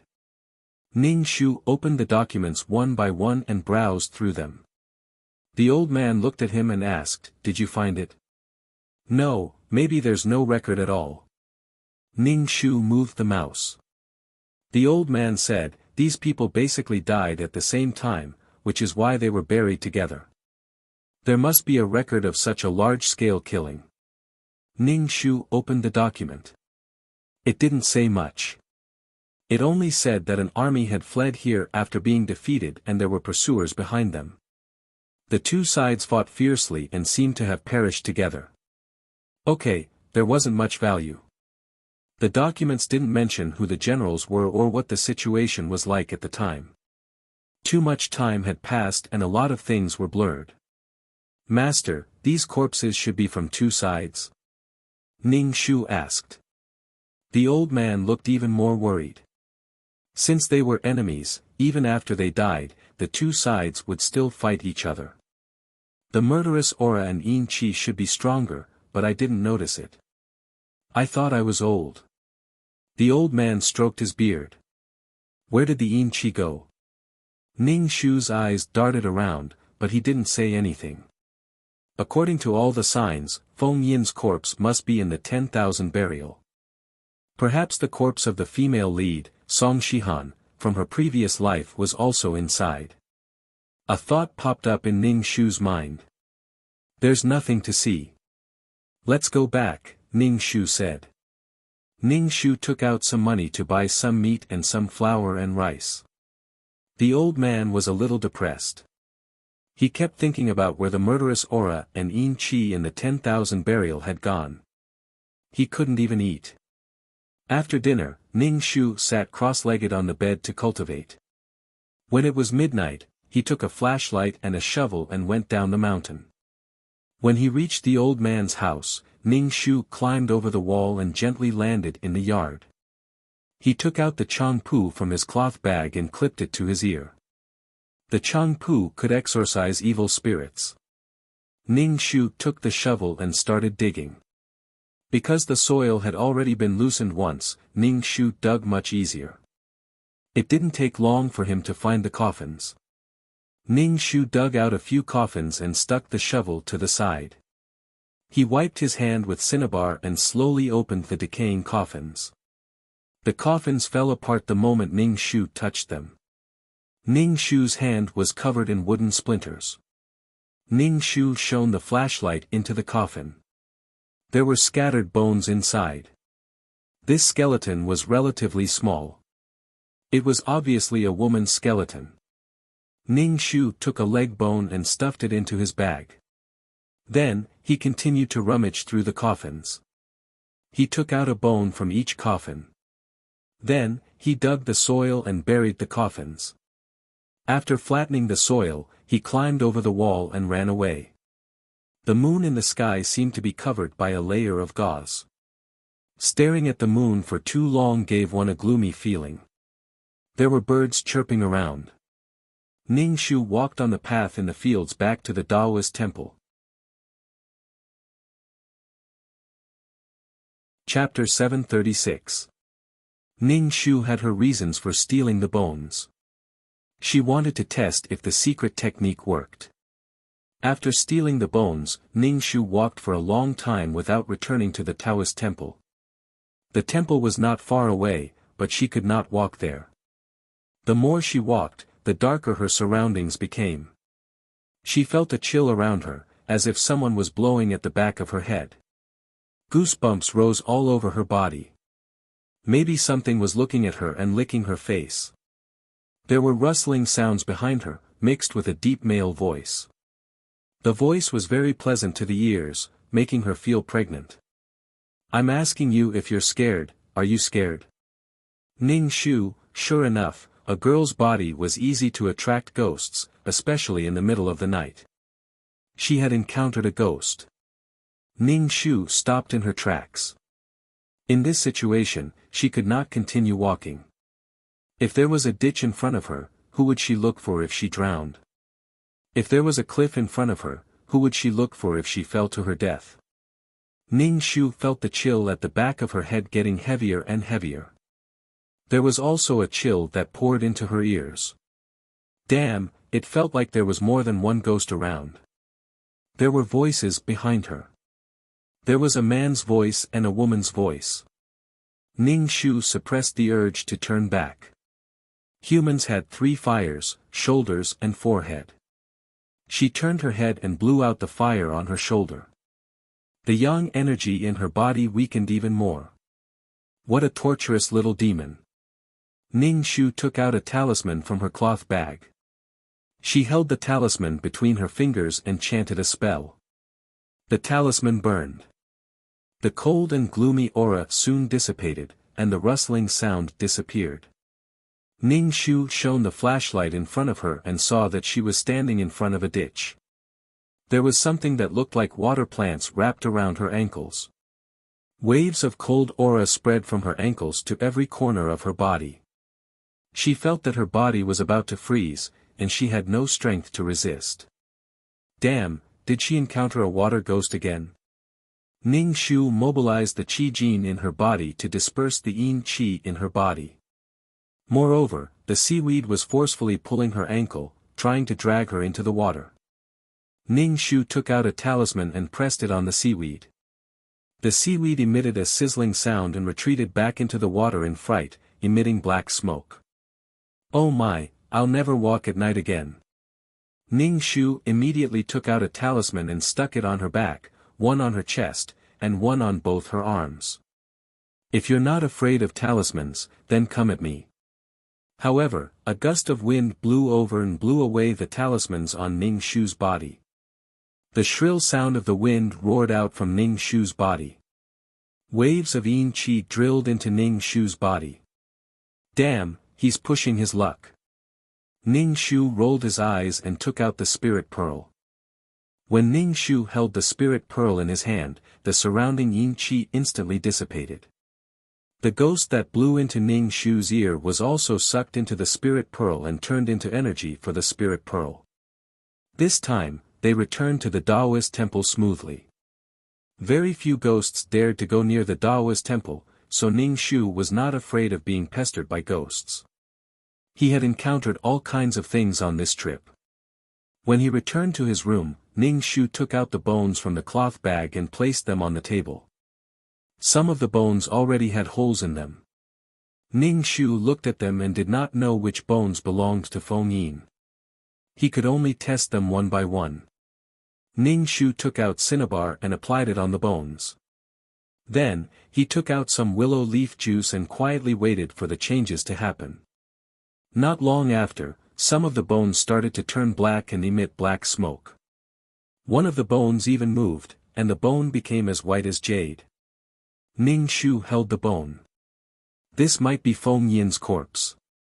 Ning Shu picked up the bone and tapped it on the palm of her hand. She laughed. The thing that the male lead was currently possessing was a jade pendant, and this jade pendant was something that the male lead always carried with him. In any case, after thousands of years of passing through hands, it finally landed in the female lead's hands. Ning Shu took out a cinnabar brush and drew a talisman on the bone. The bone was actually a little hot. Ning Shu drew a dense number of talismans on the bone. In the end, the bone started to become hollow and brittle. Ning Shu squeezed it with his hand and crushed it into powder. He then used a bowl to collect the powder. Ning Shu chuckled. He mixed the cinnabar and various other things together and mixed it into ink. Then, he took out a cinnabar brush and dipped it in the bone ash to draw talismans on yellow paper. Using a child's spear to attack a child's shield. He would use this talisman to deal with Feng Yin. This was something that Ning Shu had seen in the Maoshan spell books. Ning Shu spent the entire night drawing talismans. The next morning, he still had to wake up to make breakfast for the group of children. Ning Shu placed the talisman he had drawn in his cloth bag and patted it contentedly. After breakfast, the old man took Ning Shu to do business. However, he let Ning Shu handle it. If Ning Shu couldn't handle it, the old man would do it himself. Ning Shu saw all kinds of ghosts. There were ghosts with especially strong malevolent auras, ghosts possessing children, and all kinds of little ghosts. This made Ning Shu much more familiar with ghost hunting. However, the old man's expression became more and more gloomy by the day. His brows were tightly furrowed. He had something on his mind. Ning Shu asked, "Master, are you still worried about the 10,000 burial?" "Yes." The old man stroked his beard.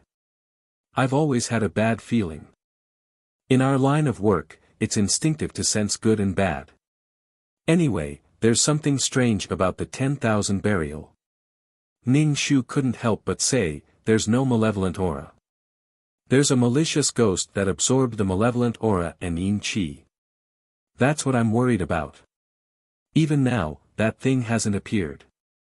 It must be something powerful that absorbed the malevolent aura of the 10,000 burial." The old man sighed. "I've lived for so long. Even if I die, it'll be worth it. It's just a bunch of kids like you."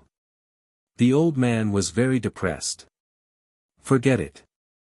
If it's a blessing, it's not a curse. If it's a curse, we can't avoid it. After a while, you'll go on an adventure."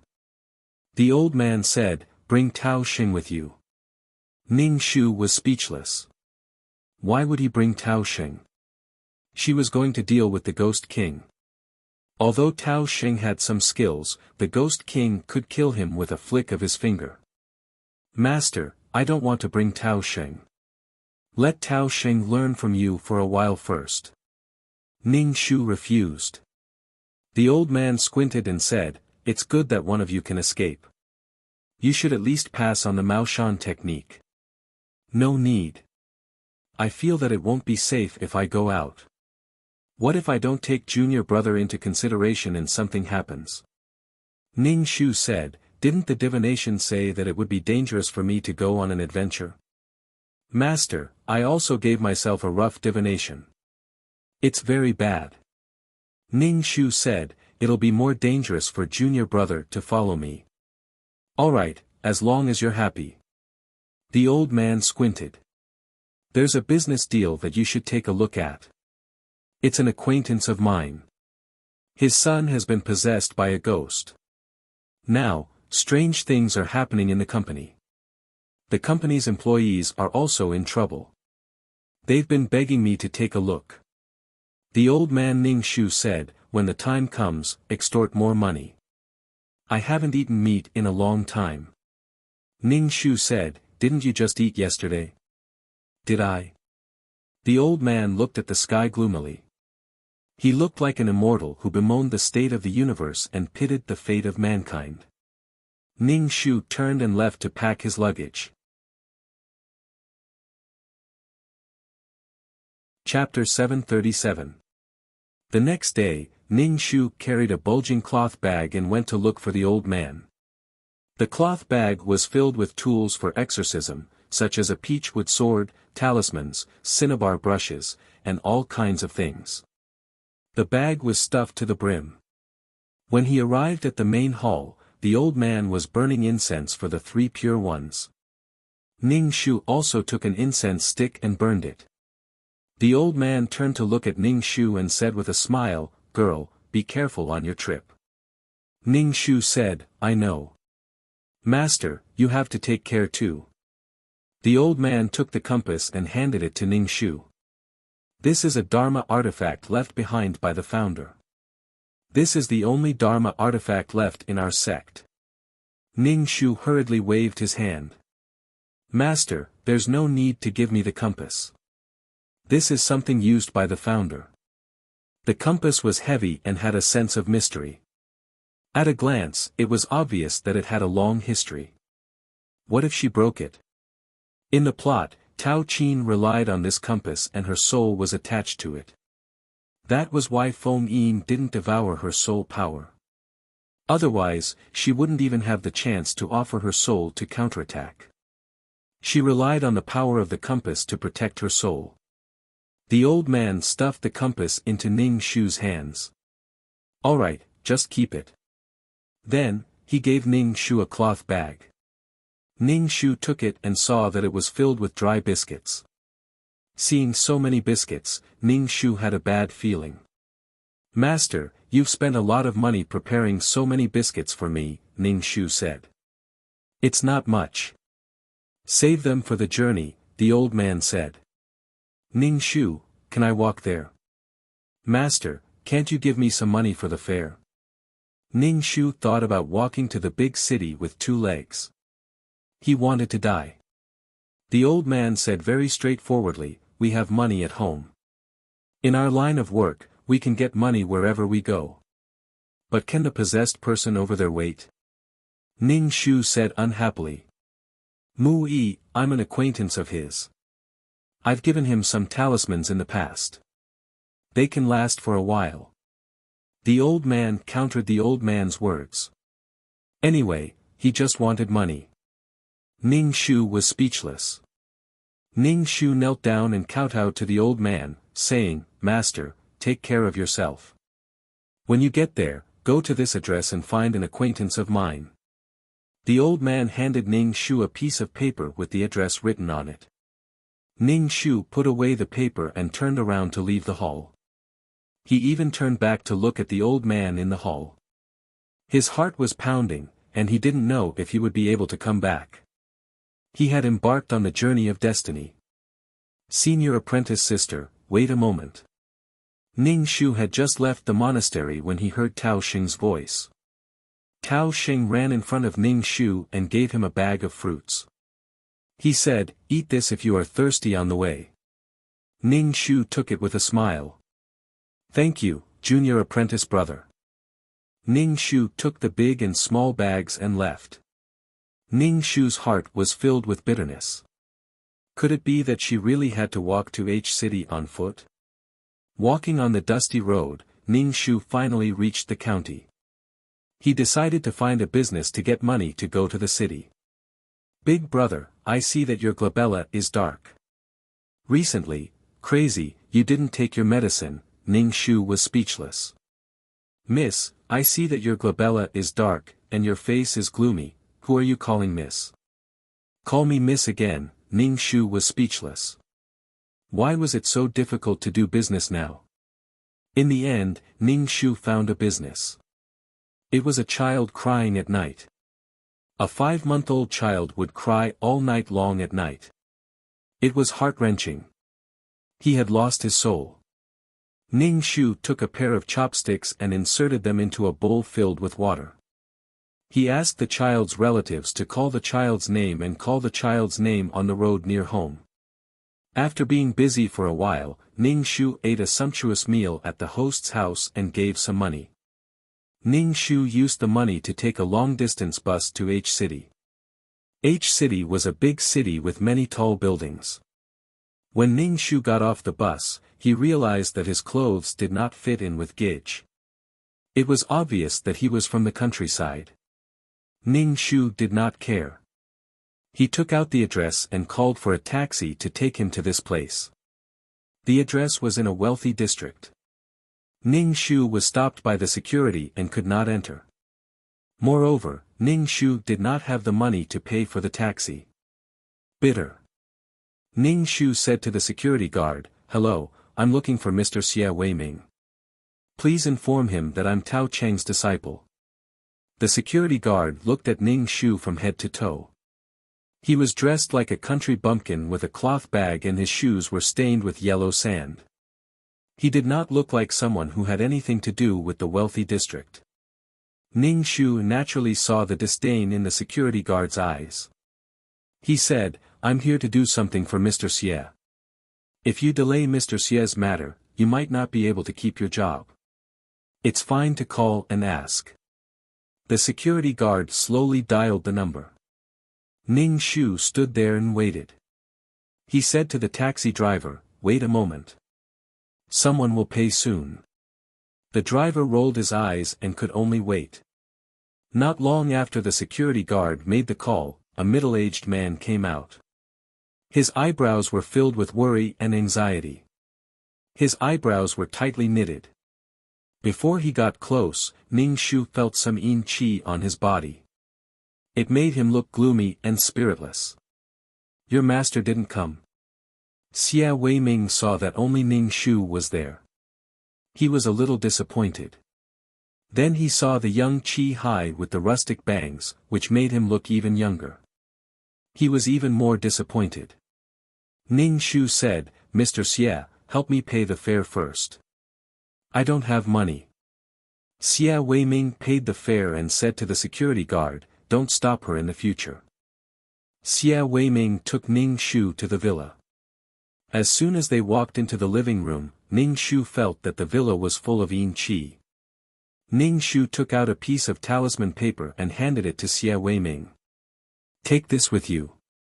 Xie Weiming thanked him and folded the talisman paper and put it in his pocket. He did not know if it was a psychological effect, but Xie Weiming felt that his mind was clear and he was not so tired. "Little immortal, let's go see my son first," Xie Weiming said to Ning Shu anxiously. Ning Shu nodded and followed Xie Weiming to his son's room. The door was covered with talisman paper. Ning Shu frowned. Each talisman paper had a different purpose. It was easy to get into trouble by blindly pasting talisman paper. "Tear the talisman paper on the door," Ning Shu said. Xie Weiming immediately tore the talisman paper. Ning Shu pushed the door open and suddenly felt a chill go straight into his body. He had goosebumps and the room was filled with a strange smell. The room was very dark. The window was not open and the curtains blocked the light. Ning Shu took a while to adapt to the darkness. He looked around the room. The room's walls, furniture, and bedside were all pasted with talisman paper. A young man was tied to the bed. His face was pale, but his lips were very dark. There was a thick black qi between his eyebrows. His vitality was suppressed by the death qi. If he was late, he might really be finished. Chapter 738. Xia Weiming's son, Xia Yuan, had somehow gotten into trouble with a lot of monks and Taoist priests. However, in this day and age, the truly capable monks and Taoist priests were no longer as particular as they used to be. No matter what they did, they had to check their taboos before doing anything. Xia Weiming had written to the old man many times, asking him to save his son. Xia Weiming had no confidence in Ning Shu, but her son was in such a state. She could only try her best. If she couldn't handle it, she would definitely call her master over. Ning Shu took out a talisman paper and held it between his fingers. The talisman paper ignited a flame to disperse the yin qi in the house. Then, he walked into the house. Ning Shu opened the curtains. Bright light suddenly projected into the house and shone on Xia Yuan, who was lying on the bed. Ning Shu didn't see Xia Yuan's condition before it was dark in the house. Now, he saw that his face was bruised and there was a gauze on his forehead. Due to the strong light, he was very uncomfortable. He twisted his body and yelled at Ning Shu, who was standing by the bed. He wasn't talking, he was yelling. Ning Shu took the talisman paper and stuck it on his forehead. Xia Yuan's body trembled and his face was distorted. Black qi came out from between his eyebrows. He rolled his eyes and fainted. What's wrong with his face? Ning Shu asked Xia Weiming. Xia Weiming sighed and said, if we don't tie him up, he will hit the wall and jump off the building. He is very afraid of light. He doesn't know what to do when we open the curtains. Ning Shu didn't care about the fainted Xia Yuan. Instead, he took out the compass and checked the feng shui of the villa to see if there was anything wrong. Nowadays, people rarely paid attention to the feng shui of yang houses. Sometimes, when people lived in yang houses, it was easy for something to happen at home. That was how haunted houses came to be. People who died in haunted houses gathered resentment. If someone moved into such a house, it was most likely because they couldn't figure it out and wanted to die. Ning Shu's feng shui was only at a passing level. He could tell whether something was good or bad. However, he didn't have the ability to change the feng shui with an object. There was no problem with Xia Weiming's feng shui. Usually, the rich were very particular about it because the slightest bit of carelessness would cause them to go bankrupt. After checking the feng shui of the house, Ning Shu returned to Xia Yuan's room to take his pulse. Xia Yuan was not possessed by a ghost. Instead, the evil spirit had entered his body, causing his body to be in a very chaotic state. His internal organs and magnetic fields were affected by the evil spirit. If Xia Yuan's body was corroded by the evil spirit, his life would be shortened.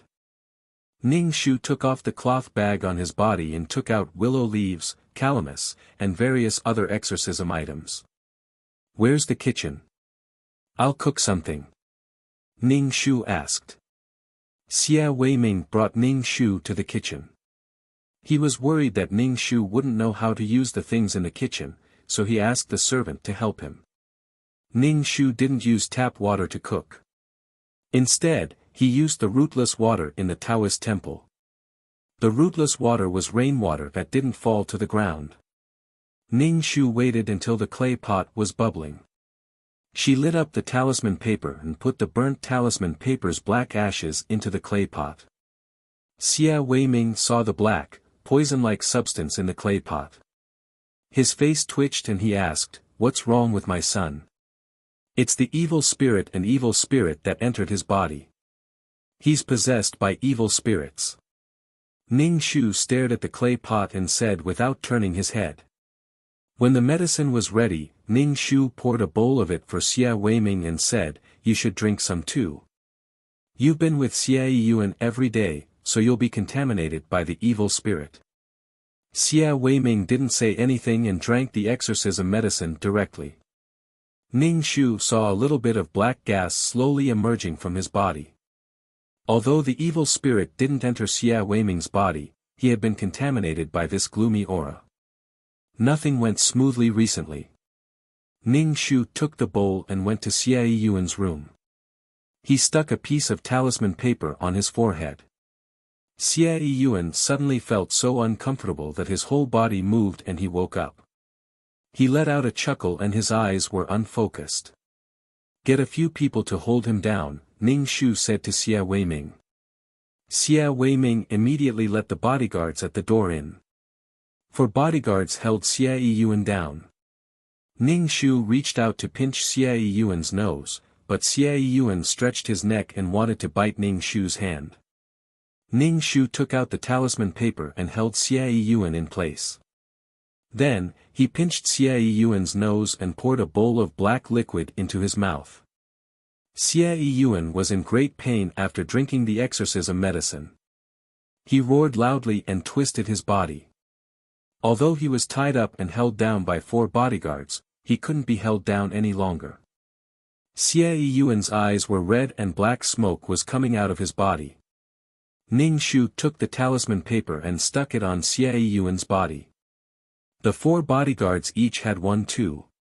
Ning Shu set up the yang gathering formation in the room again. This time, with the help of the compass, the room was not only brightly lit, but the temperature in the room was also slowly rising. The evil spirit in the room was soon illuminated and dissipated. Under the effect of the medicine and the yang gathering formation, Xie Yuan's body emitted a billowing evil spirit and resisted the yang gathering formation.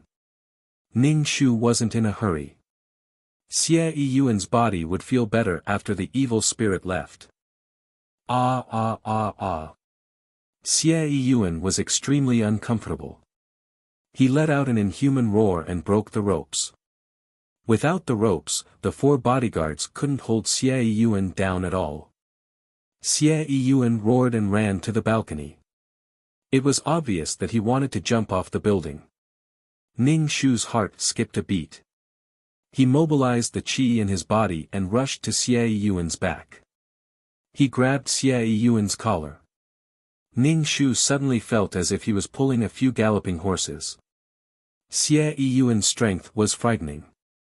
If Ning Shu hadn't practiced peerless martial arts, he would have been pulled off the balcony by Xie Yuan. Ning Shu hugged Xie Yuan's waist and threw him over his shoulder. Then, he controlled Xie Yuan's arms and pressed his knees on his back. He grabbed a handful of glutinous rice soaked in cinnabar from his bag and pressed it on Xie Yuan's back. Xie Yuan was in great pain. His face was already distorted. He shouted at Xie Weiming, "Dad, save me, save me." Xie Weiming took 2 steps forward. His eyes were red with heartache. He wiped away his tears and turned his head away. He couldn't bear to look anymore. Ning Shu used all kinds of methods. In addition to the yang gathering formation, the temperature in the room was getting higher and the yang energy was getting more abundant. Xie Yuan couldn't take it anymore and fainted. Ning Shu let go of Xie Yuan's arms and let out a long sigh. He wiped the cold sweat on his head. It was indeed too much for him to do it alone. Without the old man by her side to support her, she still felt a little uneasy. Ning Shu's body was a little weak. His hands were trembling slightly. He had used too much strength. The bodyguards moved Xie Yuan to the bed. His breathing was weak and his face was bruised. Ning Shu said, "Boil water with calamus and give him a bath." His body was smeared with corpse oil. Chapter 739. Ning Shu smelled something stinky and fragrant from Xie Yuan's body. It was a very strange smell. Ning Shu had smelled it when he entered the house. He didn't expect it to be corpse oil. The smell became stronger when it was pressed on Xie Yuan's body. Xie Weiming's face turned pale when he heard about corpse oil. He asked in a low voice, "Is someone trying to harm him on purpose?" Ning Shu said faintly, "Corpse oil is the oil refined from corpses. The dead have strong yin energy, so it's easier for something to happen to them." Xie Weiming frowned and looked at Xie Yuan, who was unconscious on the bed. His eyes were particularly sharp. Xia Weiming asked the maid to boil some calamus water for Xia Yiyuan to bathe. Ning Shu sat on the sofa with his legs crossed. When he saw Xia Weiming coming over, he said, "I don't have a place to stay. Arrange a room for me next to your son's room. I'll be the first to notice if anything happens." Xia Weiming naturally had no objections. Ning Shu said again, "My master said that you have to pay more this time." Xia Weiming didn't know whether to laugh or cry. He nodded and said, "Money is not a problem. I just hope that my son can be healthy. There's also the company. Strange things have been happening to the company recently. The employees keep getting into trouble. If this goes on, the company will go bankrupt. Help me to check on the company." Ning Shu said, "Okay." After resting for a while, Ning Shu boiled some medicine for Xia Yiyuan again and brought it to him. Xia Yiyuan's room was very hot and the light was very dazzling. The sheets under Xia Yiyuan's body were soaked with sweat. Ning Shu asked the maid to feed Xia Yiyuan water.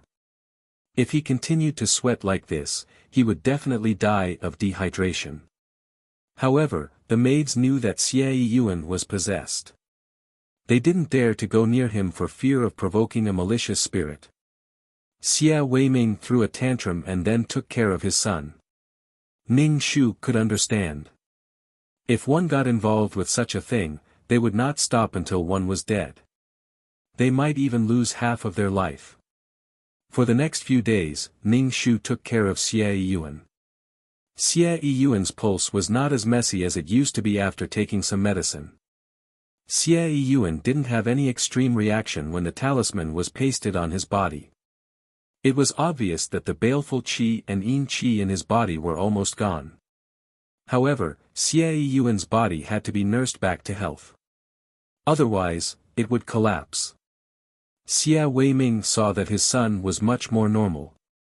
He wasn't as crazy as before, wanting to commit suicide at the slightest provocation. Xia Yiyuan's mind was much clearer now. Xia Weiming breathed a sigh of relief as he could recognize people when he woke up. During this period of time, Xia Weiming had suffered greatly. His wife had died early, leaving behind his only child.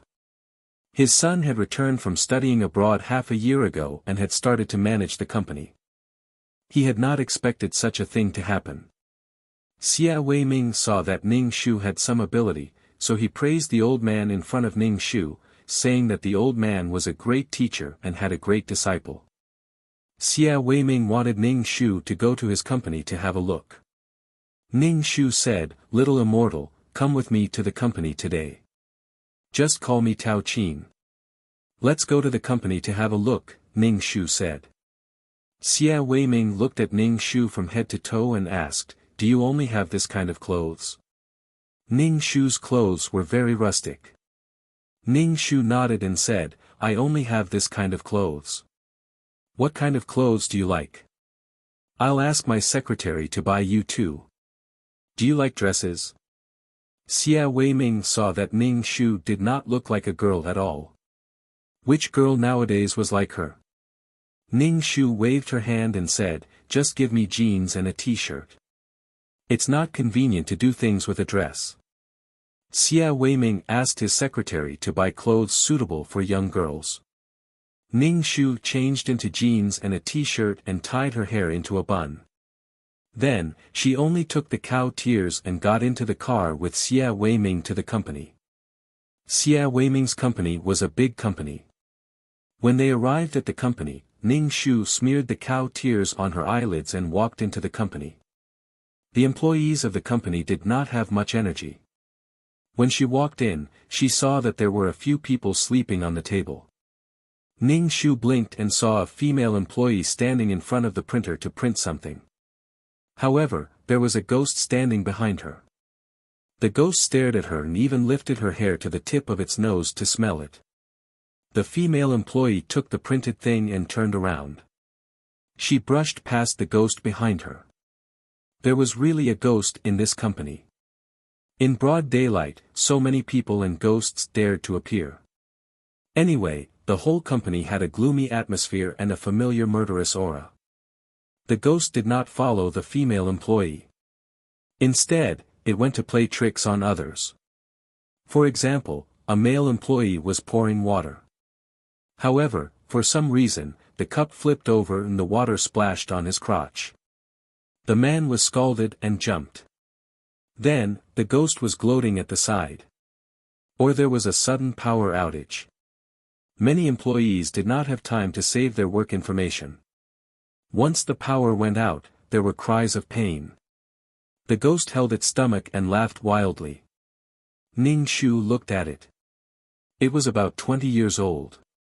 It looked very young and was very mischievous. Ning Shu looked at it coldly. When the ghost saw that Ning Shu was staring at it, it floated in front of Ning Shu. Ning Shu suddenly felt a chill. He felt as if he had entered a freezer. The ghost waved its hand in front of Ning Shu. "Can you see me?" Ning Shu turned and left. Now was not the time to teach it a lesson. Ning Shu followed Xia Weiming around the company. When they brushed past a woman, Ning Shu's nose twitched. This woman was wearing a corset dress that made her waist look very thin. She was a delicate and beautiful woman. Her face was rosy and radiant. Most importantly, there was a hint of lust on her body. Something ambiguous and indescribable must have happened not long ago. This woman was Song Shihan. When the ghost saw Song Shihan, he even took the initiative to wipe the chair for her. Of course, he could not wipe it at all. His hand went through the chair. Song Shihan seemed to be able to see the ghost. She even smiled at him. He was so attentive. Their relationship was not shallow. Ning Shu looked at the ghost and was puzzled. This was Feng Yin. It couldn't be. Didn't they say that Feng Yin was the best in the world? How could he be like this? This ghost could only be considered good-looking.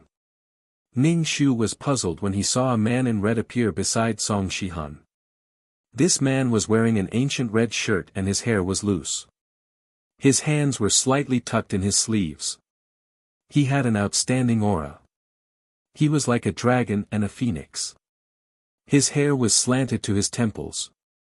His eyes were handsome and his eyebrows were like a painting. His looks were natural and elegant. He was so beautiful that he could topple cities. He was like a man who had walked out of a painting and traveled through thousands of years. He had an air of nobility about him. He seemed to have the elegance of a scholar from the Wei and Jin dynasties. His red shirt was like a raging fire. It made him look even more unruly and elegant. Ning Shu narrowed his eyes. He felt that his eyes were about to be burned by the man's red shirt. This man must be Feng Yin. His every move was elegant. His every word was elegant. He was peerless and unparalleled. Chapter 740. Ning Shu finally understood why the mission takers had fallen for Feng Yin's charms. She was indeed heaven-defying, elegant, and beautiful. Fuck, she was a gorgeous ghost. Look at her bright red clothes. So what if she was a ghost because she was handsome? Appearance was the way to go. Normal humans could no longer be the male lead. Now, men with such heavy tastes were almost inhuman. Feng Yin bent down slightly and whispered into Song Shihan's ear. No one knew what he said, but Song Shihan blushed shyly. Her face was red, and to others, she looked baffled. Song Shihan was the only one blushing. Crazy. Feng Yin felt Ning Shu sizing him up. He turned around and narrowed his eyes. Damn, it was suffocating to look at him from the front. Just like Tao Qin said, this girl was so handsome. When Feng Yin looked at Ning Shu felt as if a bucket of ice water had been poured over him. His body turned into an ice pillar.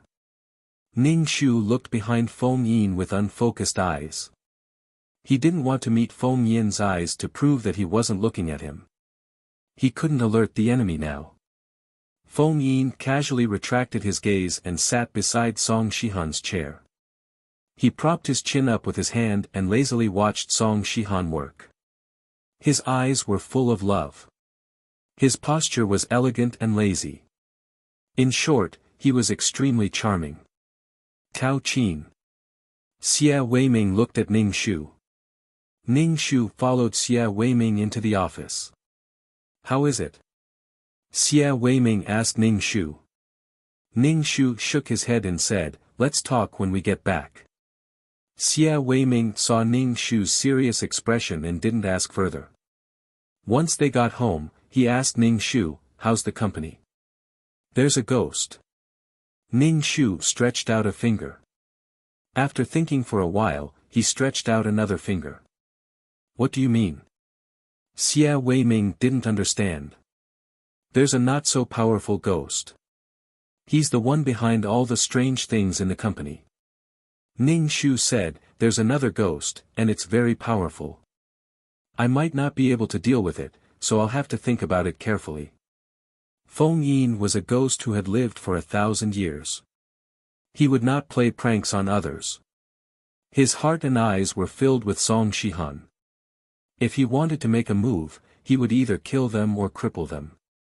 Xia Weiming furrowed his brows. The company used to be fine. How did we get involved with something like this? Because Song Shihan was in the company. Now, Feng Yin was inseparable from Song Shihan. Besides, the jade pendant was still with Song Shihan. Xia Weiming Ning Shu said, why don't you call your master over? Ning Shu shook his head. My master can't leave. He won't come. Xia Weiming sighed and fidgeted with his hair. What's the reason? Everything has a cause and effect. Ning Shu said, the problem probably lies with the person. Maybe the staff attracted the ghost. Ning Shu went upstairs to check on Xie Yuan. Xie Yuan had woken up and was lying on the bed blinking his eyes. When he saw Ning Shu, he froze for a moment and said, come and help me. I need to go to the bathroom. How can you let the immortal help you go to the bathroom? Xia Weiming walked in and helped Xie Yuan to the bathroom. Ning Shu looked at Xie Yuan, who was lying on the bed again, and asked, how do you feel? My whole body hurts. Xie Yuan felt like he had been beaten up. Even his bones hurt. The power that Xie Yuan had burst out earlier was overdrawing his life force. It was normal for his body to hurt. Xie Yuan's face was bruised and looked very funny.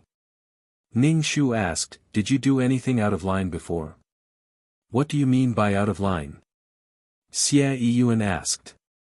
Ning Shu thought for a moment and said, for example, if you're chasing a girl, do you have a girl you like recently? Ning Shu felt that Xie Yuan's matter should be caused by Feng Yin. Even if it wasn't Feng Yin, it should be another ghost following Feng Yin around. Xie Yuan thought for a moment and said, I'm chasing a girl. Who is it? Xia Weiming gritted his teeth and asked. It's the clerk, Song Shihan. She's pretty and gentle. Xie Yuan's eyes were smiling when he talked about Song Shihan. Ning Shu was speechless.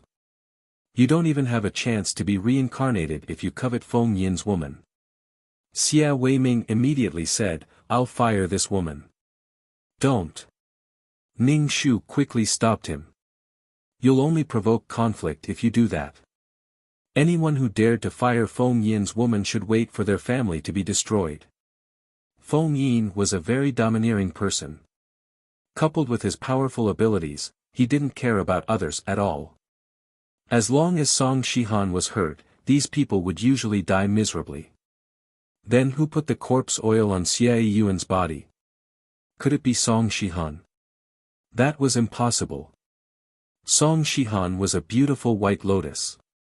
She was elegant and refined. She wouldn't do such a thing. In the plot, Song Shihan's female boss was jealous of Song Shihan's good looks. She always made things difficult for Song Shihan and was haunted by ghosts. Terrifying supernatural events happened every day. The female boss was so scared that she almost lost her mind. Tao Qin took this job. When she went to the company where the female boss worked, she found Song Shihan and Feng Yin. The woman and the ghost were having an affair in the washroom. There were also people coming and going to the washroom. In the narrow cubicle of the washroom, Song Shihan had to cover her mouth to prevent herself from making a sound. Anyway, it was exciting. Song Shihan could see Feng Yin hugging each other, but others couldn't. They only saw Song Shihan in a state of ecstasy. Who would have thought that she was having sex with a ghost? Tao Qin persuaded Song Shihan to think of a way to leave the ghost. Song Shihan was human, and Feng Yin had already fallen into the path of ghosts. Even if the two of them had a 1,000-year bond, they should go their separate ways now. They shouldn't be entangled like this. Tao Qin did it out of kindness. She had sex with the ghost. Yin Qi had entered her body, and the magnetic field between a human and a ghost was different. If Song Shihan didn't control herself, her lifespan would be shortened. She might not even be able to reincarnate as a human. Her soul might dissipate. After Tao Qin said that, Feng Yin naturally remembered it. He hated this talkative Taoist priest. Not only did he kill Tao Qin, but he also killed his way to the Taoist temple and killed the detestable Taoist priest from Mao Mountain. Ning Shu was thinking about how to kill Feng Yin. Anyway, she had to kill Feng Yin. This was her mission. Feng Yin was so powerful that no one could stop him. He only had eyes for Song Shihan. As long as they hurt Song Shihan, he would kill them regardless of whether they were human or ghost. Feng Yin had a lot of karma on him. Regardless of whether the person he killed was good or bad, Song Shihan would determine who was right or wrong. Did he really think that he was so powerful that he had nothing to worry about? This is the immortal master who saved you. Quickly thank him, Xia Weiming said to Xia Yuan. Xia Yuan was a little suspicious, but he remembered that he had been in a daze for a long time and didn't know anything. When he woke up, it was already more than a month later. Thank you. Although Xia Yuan was suspicious, he still thanked him.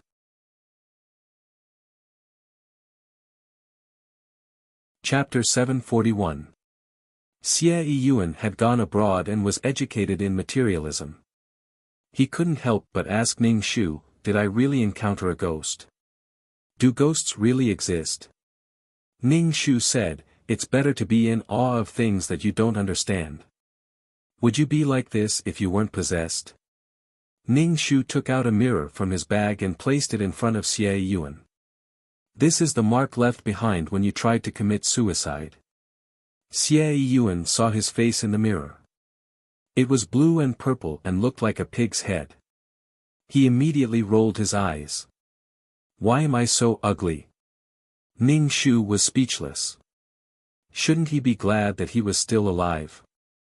After leaving Xia Yuan's room, Xia Weiming said to Ning Shu, I want to arrange for you to work in the company.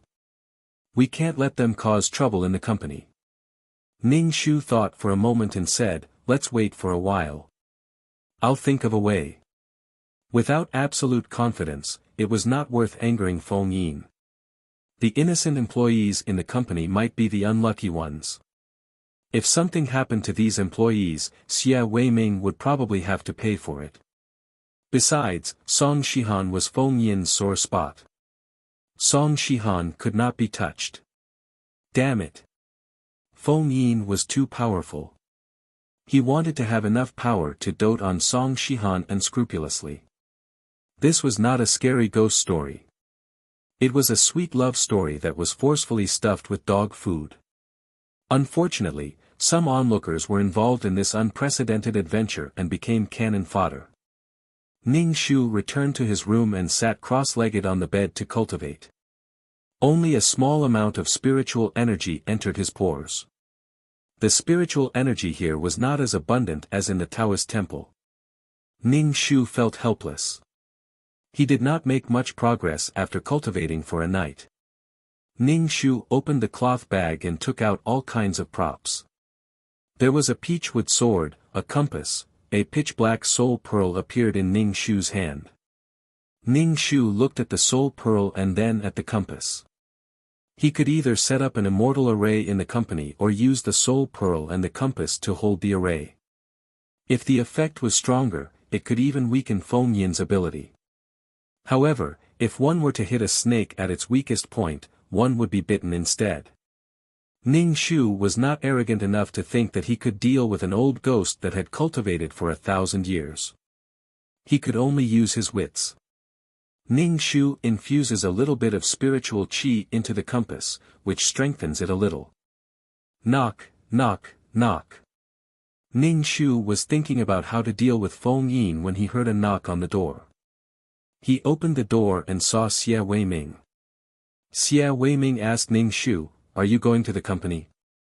"Sai, 2 more employees asked for leave today. They said they went to the hospital. If this goes on, the company won't be able to continue operating. The employees are also trembling with fear. They are all saying that there is a ghost in the company. In the past month, several people in the company have resigned." Xie Weiming looked worried. "Okay, let's go to the company and have a look." Ning Shu didn't carry his own cloth bag, which was full of ghost hunting tools, and would definitely be discovered. Ning Shu carried the soul pearl, cow's tears, and willow leaf juice with him. These were all ghost hunting tools. "I want to arrange for you to work with the girl that Yi Yuan used to like. What's her name again? You can work with her," Xie Weiming said. "Damn, working with the female lead. It would be good to be close to the female lead." When they arrived at the company, Xie Weiming arranged for Ning Shu to sit at the desk next to Song Shihan's. There was only a board between them. Even without the cow's tears, Ning Shu could feel that Feng Yin was looking at him coldly.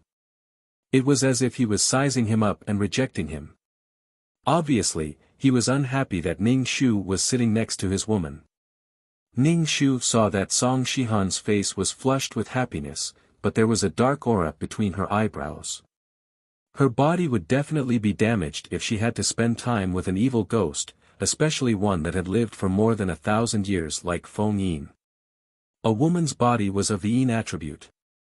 It was easy for her to attract unclean things. When Song Shihan saw Ning Shu, he smiled politely at her. Ning Shu immediately felt a cold stare directed at him. Jealousy. Song Shihan couldn't even smile at a woman. Ning Shu sat next to Song Shihan. From time to time, he could hear Song Shihan talking to herself softly. Sometimes, he could hear her stifled laughter. Clearly, she was talking to Feng Yin. Just as Ning Shu was about to take a sip of water, the cup moved to the edge of the table and fell to the ground. The cup broke into pieces. Ning Shu pursed his lips. Seeing that everyone was looking at him, Ning Shu bent down to pick up the broken pieces and threw them into the bin. Without thinking, he knew who had done it. This ghost was Feng Yin's errand boy. He relied on Feng Yin's power to play tricks on the people in the company, causing them to become crazy. In the beginning, Song Shihan would tell Feng Yin not to do this. Feng Yin didn't care and said that it was fine. Song Shihan thought about how this ghost was by Feng Yin's side. He was very mischievous and didn't have any malicious intentions. She was used to his pranks. Ning Shu pursed his lips and glanced at Song Shihan. He felt speechless. The company paid Song Shihan a salary and let her work to support herself. She brought the ghost to the company and even allowed him to make fun of her colleagues.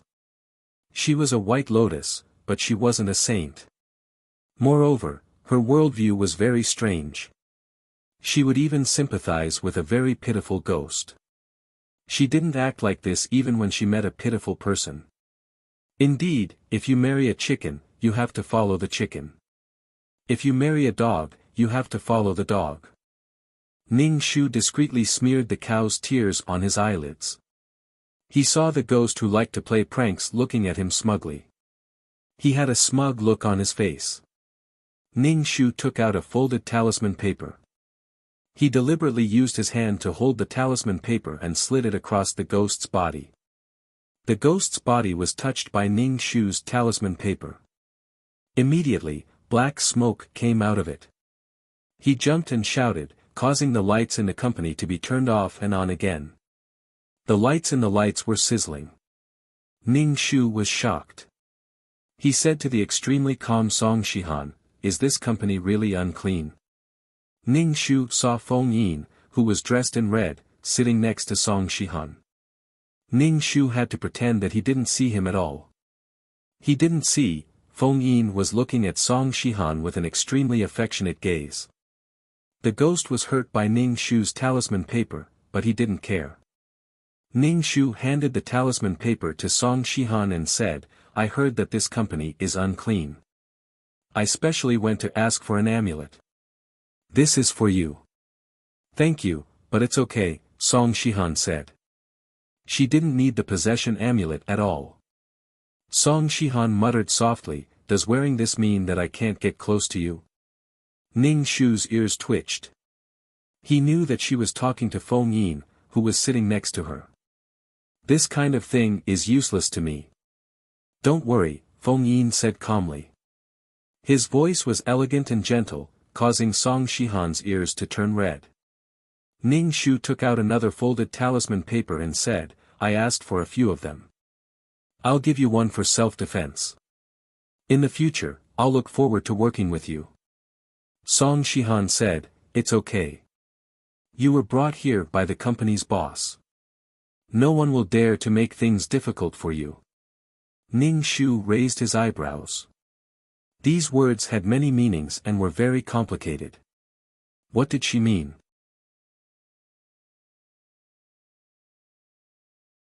Chapter 742. Ning Shu didn't take out the talisman to give it to Song Shihan, nor did he expect Song Shihan to accept it. He just wanted to deal with the ghost that had teased them earlier. The ghost was stained by the talisman, and its body emitted a black aura. Even its soul looked a little transparent. At this moment it was glaring fiercely at Ning Shu. Ning Shu rushed over, but Ning Shu's expression didn't change. He held the talisman in his hand and stopped the ghost in its tracks. When Song Shihan saw this scene and saw that the talisman in Ning Shu's hand really had a restraining effect on ghosts, she couldn't help but frown. Ning Shu said, "Talismans are just superstitions. What era are we in now?" Ning Shu was speechless. "You have a ghost by your side, and you're still talking about superstitions? Girl, you can't lie through your teeth like that." Ning Shu waved the talisman in his hand and made the ghost take a few steps away from Ning Shu. "With this thing, it can ward off ghosts and evil spirits. It's good to have it with you. Do you want it?" Ning Shu said to Song Shihan under Feng Yin's cold gaze. Song Shihan smiled and shook her head. No need. No ghosts could get close to her now. She had a powerful ghost by her side, and it scared away all the other ghosts. Ning Shu gave some talismans to the other colleagues in the office and asked them to take care of his work. Everyone in the office accepted Ning Shu's talismans. So many strange things had happened in the company recently, and everyone was speculating in their hearts. Basically, everyone in the office had been teased and encountered strange things. Some people couldn't take it anymore and resigned. If it weren't for their livelihood, who would be willing to be in such a state of fear? After accepting Ning Shu's talismans, they thanked Ning Shu and told him to look for them if he had any difficulties at work. Ning Shu nodded. TSK, Ning Shu really wanted to tell Song Shihan to tie up her dog properly. It wasn't right to bite people like that. Song Shihan pursed her lips when she saw Ning Shu use the talisman to control the people in the office. She saw the ghost and felt uncomfortable, so she hid in the corner. She couldn't help but whisper to Feng Yin, who was beside her, "Will these talismans affect you? I think Auntie C is in a lot of pain." The flirtatious Feng Yin glanced at the ghost-called coachman, then turned to Song Shihan and smiled wickedly. "Are you concerned about me?" "I didn't." Song Shihan curled her lips. I feel uncomfortable all over. Feng Yin leaned against Song Shihan. Ning Shu was speechless. It stung his eyes. Fortunately, the cow tears on his eyelids had dried up, so Ning Shu couldn't see the interaction between the two. However, he always heard Song Shihan talking to herself like a lunatic. Ning Shu was working when he saw Song Shihan heading to the bathroom. Ning Shu thought about it and followed her. When he entered the bathroom, he saw Song Shihan leaning against the sink with her eyes closed and her hands raised. She looked like she was kissing someone. However, Ning Shu couldn't see Feng Yin. He could only see Song Shihan's slightly red face. She looked shy and intoxicated. Ning Shu coughed. Song Shihan immediately opened her eyes and put her hands down. She looked a little upset. Why didn't you make any sound when you walked? Ning Shu felt a murderous gaze staring at him. It was probably Feng Yin who was upset that he had ruined his plans. Ning Shu's expression didn't change. He looked around and took out a talisman from his pocket and handed it to Song Shihan. He whispered, I really think there's a ghost here. I don't know why, but it feels eerie. Song Shihan glanced at Feng Jin, who was standing there with a vexed and unhappy expression. She felt an inexplicable sweetness in her heart. A man like this was by her side, protecting her, and loving her. She was a little disdainful of the talisman Ning Shu gave her. She said, there are good people. Even if there are ghosts, there are good and bad people. I don't need this talisman. Ning Shu was speechless. This girl had a strange worldview. Why did she always side with ghosts? The ghost Tao was the same as the human Tao. They both had their own rules. There were good and bad people, and ghosts were definitely good and bad. However, it was impossible to cross the line. Besides, how could you be so sure that the ghost you met was a good one? If it weren't for the Ghost King by her side, Song Shihan's current body, which was filled with yin qi, would have become the target of many ghosts coveting her body and wanting to possess it. Ning Shu's face twitched. He stuffed the talisman into Song Shihan's hands. You can't go wrong with this for self-defense. Ning Shu stuffed the talisman into Song Shihan's hands and turned to leave. Song Shihan glanced at the talisman in her hands. She looked at Feng Yin and said, I suddenly feel that these people are really annoying. I want to be with you. It doesn't matter if you're a human or a ghost. A human's heart is much scarier than a ghost's. Feng Yin frowned and said, but we're humans and ghosts after all. This isn't good for your health. Song Shihan hugged Feng Yin's waist tightly and said, I'm willing to pay any price to be with you. No one can separate us. Feng Yin smiled. He lowered his head and rubbed Song Shihan's head. I'll protect you well. I won't hurt you.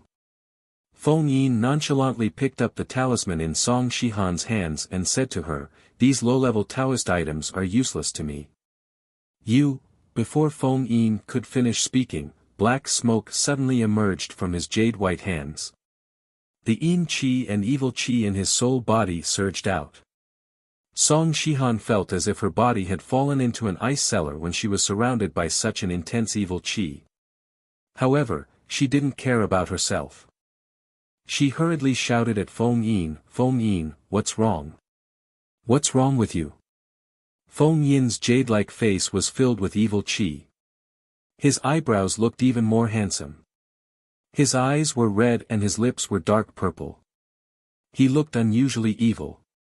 Feng Yin wanted to throw away the burning talisman in his hands. However, there was a force in the talisman. A force of origin energy flowed into his body. Feng Yin frowned and threw away the talisman in his hands. However, Feng Yin felt very uncomfortable in his soul body. Song Shihan picked up the talisman that Feng Yin had thrown away. She opened it and saw that there was nothing on it. Song Shihan had seen red cinnabar earlier. Why was it gone now? Song Shihan looked at Feng Yin and asked worriedly, are you okay? Feng Yin smiled at Song Shihan comfortingly. His eyes were as dark as ink. His smile was even more charming. He said, I'm fine. Don't worry. Song Shihan only saw Feng Yin smile. Although they were together, she still couldn't resist Feng Yin's charm. Sometimes, Song Shihan would wonder why Feng Yin was so good to her. After returning to the office, Ning Shu secretly wiped the cow's tears on his eyelids. He saw the ghost called Coachman hiding in a dark corner. It was probably because everyone in the office had a talisman each. Furthermore, he had been injured by Ning Shu's talisman earlier. He didn't dare to play pranks as he pleased anymore. However, Coachman was glaring at Ning Shu angrily. Ning Shu was expressionless and pretended not to see him. Female boss.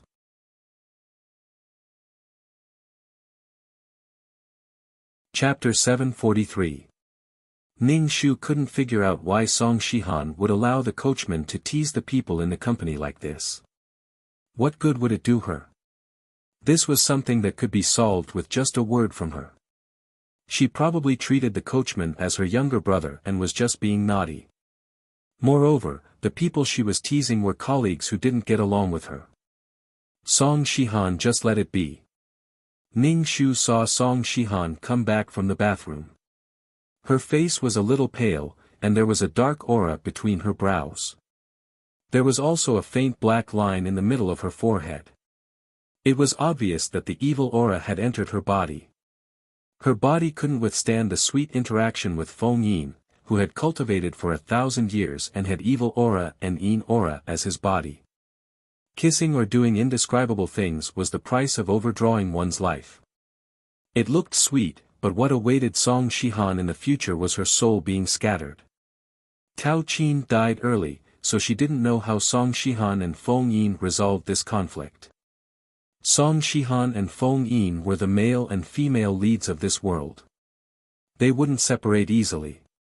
Ning Shu said to Song Shihan sneakily, "You have to keep the talisman I gave you well. It's really useful."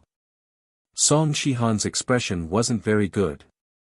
Although she didn't know if what had happened just now had hurt Feng Yin, seeing Feng Yin's bad expression was enough to make Song Shihan feel disgust towards this colleague who had suddenly arrived for no reason. "I don't need it. I'm not afraid of a crooked shadow. I didn't do anything evil.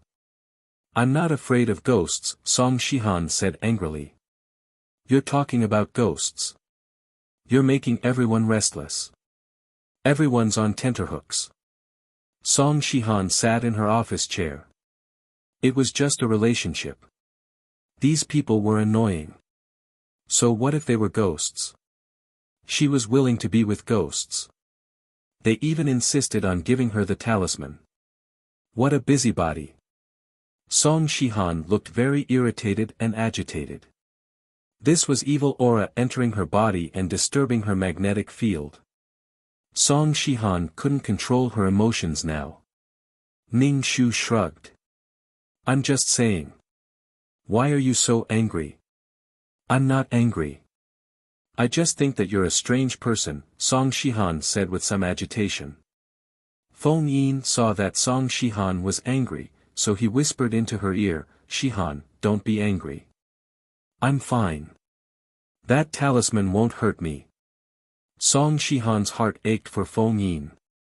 Just now, in the bathroom, Feng Yin's body was emitting a black aura, and his eyes were red. It made Song Shihan especially hate Ning Shu, who had given her the talisman. Feng Yin comforted Song Shihan and nodded at Xiaoxi who was hiding in the corner. The coachman immediately laughed.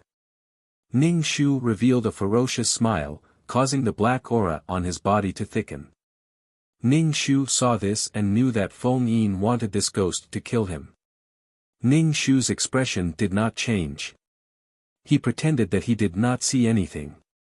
When it was time to get off work, the sky was already dark, and the people in the office left one after another.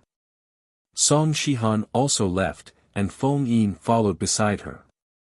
Feng Yin gave the coachman a look, and the coachman stayed behind. He looked at Ning Shu evilly. Ning Shu packed her things and left the company. She felt a gust of cold air behind her and on her neck. Ning Shu lowered his head and saw a pair of blue hands strangling his neck. The other party was clinging to his body and strangling his neck with all his strength. Ning Shu felt that it was difficult to breathe. He even heard the ghost say, "Why don't you take a look at yourself? How dare you stop Master Feng and Sister Shihan?" Ning Shu was expressionless. He coughed twice and walked to a more remote place. He quickly took out a talisman and stuck it on the ghost's forehead. The coachman immediately let go of Ning Shu's neck and roared. He wanted to take the talisman off his forehead, but when he touched it, there was a sizzling sound and a black aura came out. "I didn't find you. Instead, you found me." Ning Shu held the soul pearl between his fingers. The soul pearl was so black that it was shining. When the coachman saw the soul pearl, his soul trembled slightly. He looked at the soul pearl in shock. Although he did not know what it was, the coachman felt that he had been targeted by something terrifying. The coachman did not care about the talisman on his head. He turned and ran. Ning Shu took out the talisman and chanted an incantation. The talisman flew out and stuck to the coachman's body. Instantly, the coachman was frozen. No matter how hard he struggled, he could not escape. Ning Shu walked over and stuck another talisman on the coachman's body. Black aura came out of the coachman's body. Even his soul became more transparent. The coachman looked at Ning Shu with a twisted face. His eyes were full of hatred. One look and one could tell that he was an evil spirit. Ning Shu ignored his gaze and asked, "Did you do something to Xie Yuan?" The coachman's head was stiff. He ignored Ning Shu's question. Ning Shu was not in a hurry. He took out the talisman and stuck it on the coachman's body. He said calmly, "I don't have many other things, but I have plenty of talismans." When the talisman was stuck on the coachman's body, his face was twisted. Thick black aura came out of his body. Although this ghost was not as strong as Feng Yin, it was still a powerful hostile ghost. It was not as naughty as Song Shihan thought. "You can see me?" The coachman looked at Ning Shu in surprise. He then looked at the talisman in Ning Shu's hand. His face turned pale. "You're a ghost hunter." "I'm a Taoist priest from Mao Mountain," Ning Shu said coldly. "Did you do something to Xie Yuan?" The coachman sneered. "How dare you show off in front of Master Feng with your mediocre skills? You won't even know how you died. I'll make sure you die a horrible death. You won't even have the chance to be a ghost." Ning Shu stuck another talisman on the coachman's body expressionlessly. At the same time, the coachman was in great pain. His spiritual body was getting weaker and weaker. "Kill me if you can." The coachman looked at Ning Shu with hatred. His fingernails were getting longer and longer. He was trying hard to break free from Ning Shu's control. Ning Shu stuck another talisman on the coachman. The coachman said painfully, "I'm going to kill everyone in that company. None of the Xie family can escape." Ning Shu shrugged and stuck 2 more talismans on the coachman's body. Before the coachman could say anything, Ning Shu stuck 3 more talismans on the coachman. "I'll have to stick talismans all over your body," Ning Shu said as he stuck a few more talismans on the coachman's body. The coachman's face was a little distorted. His soul was getting more and more transparent, and the black aura coming out of his body was getting thinner. "Let me ask you, did you do something to Xie Yuan?" Ning Shu asked with the talismans in his hand. The coachman looked at Ning Shu with hatred. "So what if I did? He actually went after Master Feng's woman and had designs on Song Shihan. If he didn't die, who would? Haha, he should be dead by now." Ning Shu asked again, "Where did the corpse oil come from?" The coachman didn't say anything. Ning Shu stuck another talisman on the coachman's body. The coachman's soul became even thinner, as if it would dissipate with the wind.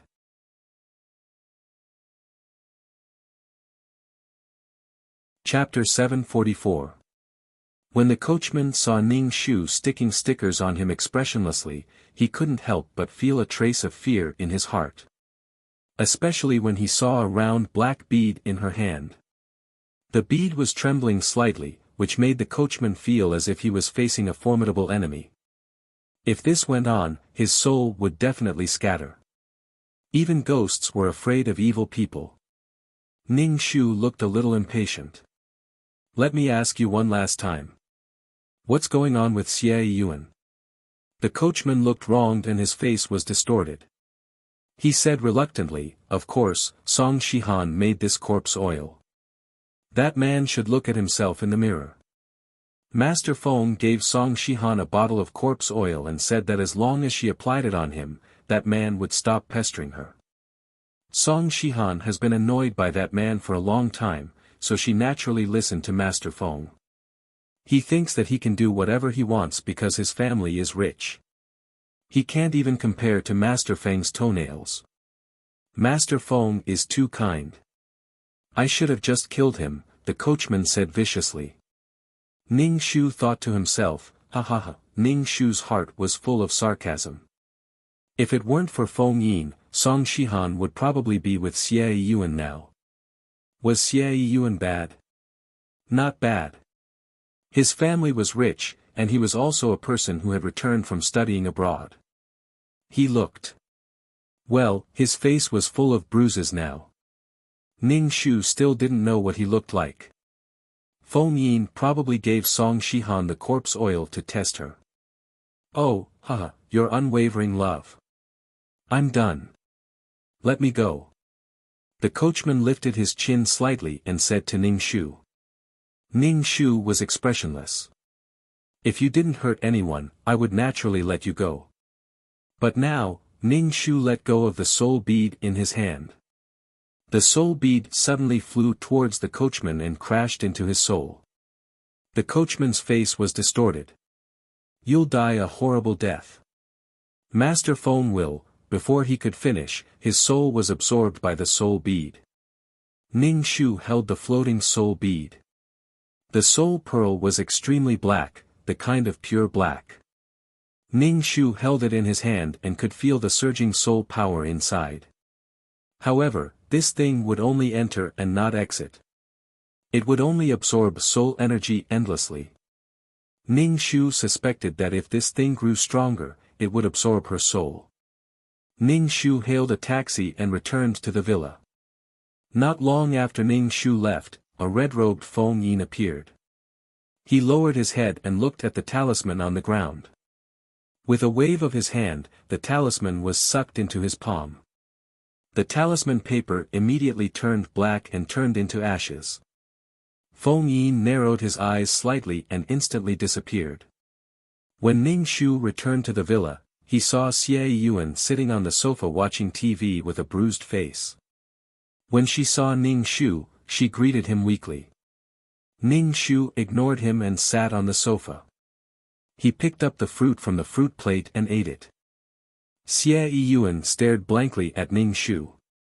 You really have a big appetite. Xie Weiming came out of the study and asked the servants to serve the food. He then asked Ning Shu to have dinner. The Xie family's food was quite delicious. Ning Shu had been eating his own dark cuisine ever since he entered this world. Ning Shu ate in big mouthfuls. Xie Yuan bared her teeth and looked at Ning Shu. How long has it been since you last ate? Ning Shu said, a long time. I didn't have enough to eat in the Taoist temple. So this time, your family will have to pay more to feed more than 10 people in the temple. Xie Weiming said, if this matter is resolved, I won't treat you unfairly. Ning Shu nodded and put more food into his bowl. After dinner, Ning Shu checked Xie Yuan's pulse again. After checking his pulse, he asked him to drink the exorcism soup. Xie Weiming asked Ning Shu, how's his body now? Ning Shu said, take good care of yourself in the future. He hurt his body this time. Ning Shu said to Xie Yuan, don't even think about chasing the girl in the company. She's already taken. You can't force her. Xie Yuan's face darkened. You're interfering in my private life now? How can you say that? Xie Weiming glared at Xie Yuan. Then, he turned to Ning Shu and said, how's the situation in the company? Ning Shu said, I've dealt with the ghost that caused trouble, but the other one is a little difficult. Xie Yuan widened her dark eyes and looked at Ning Shu. You make it sound as if it's true. Ning Shu looked at Xie Yuan. You still don't learn your lesson after suffering a loss. I really can't believe it. After all, it's something that will shatter my worldview. I have to struggle for a while, Xie Yuan said. Ning Shu curled his lips. It's up to you to believe it or not. There are many things in this world that can't be explained. It's necessary to be in awe of the unknown. Xie Yuan pursed her lips and didn't say anything. Xie Weiming asked, is the other one really that powerful? The 1,000-year ghost king. Ning Shu said, I can't deal with it for the time being. Even if he had the soul pearl, he might not be able to defeat Feng Yin. Did he think that Feng Yin's 1,000 years of cultivation was a joke? Xie Weiming frowned.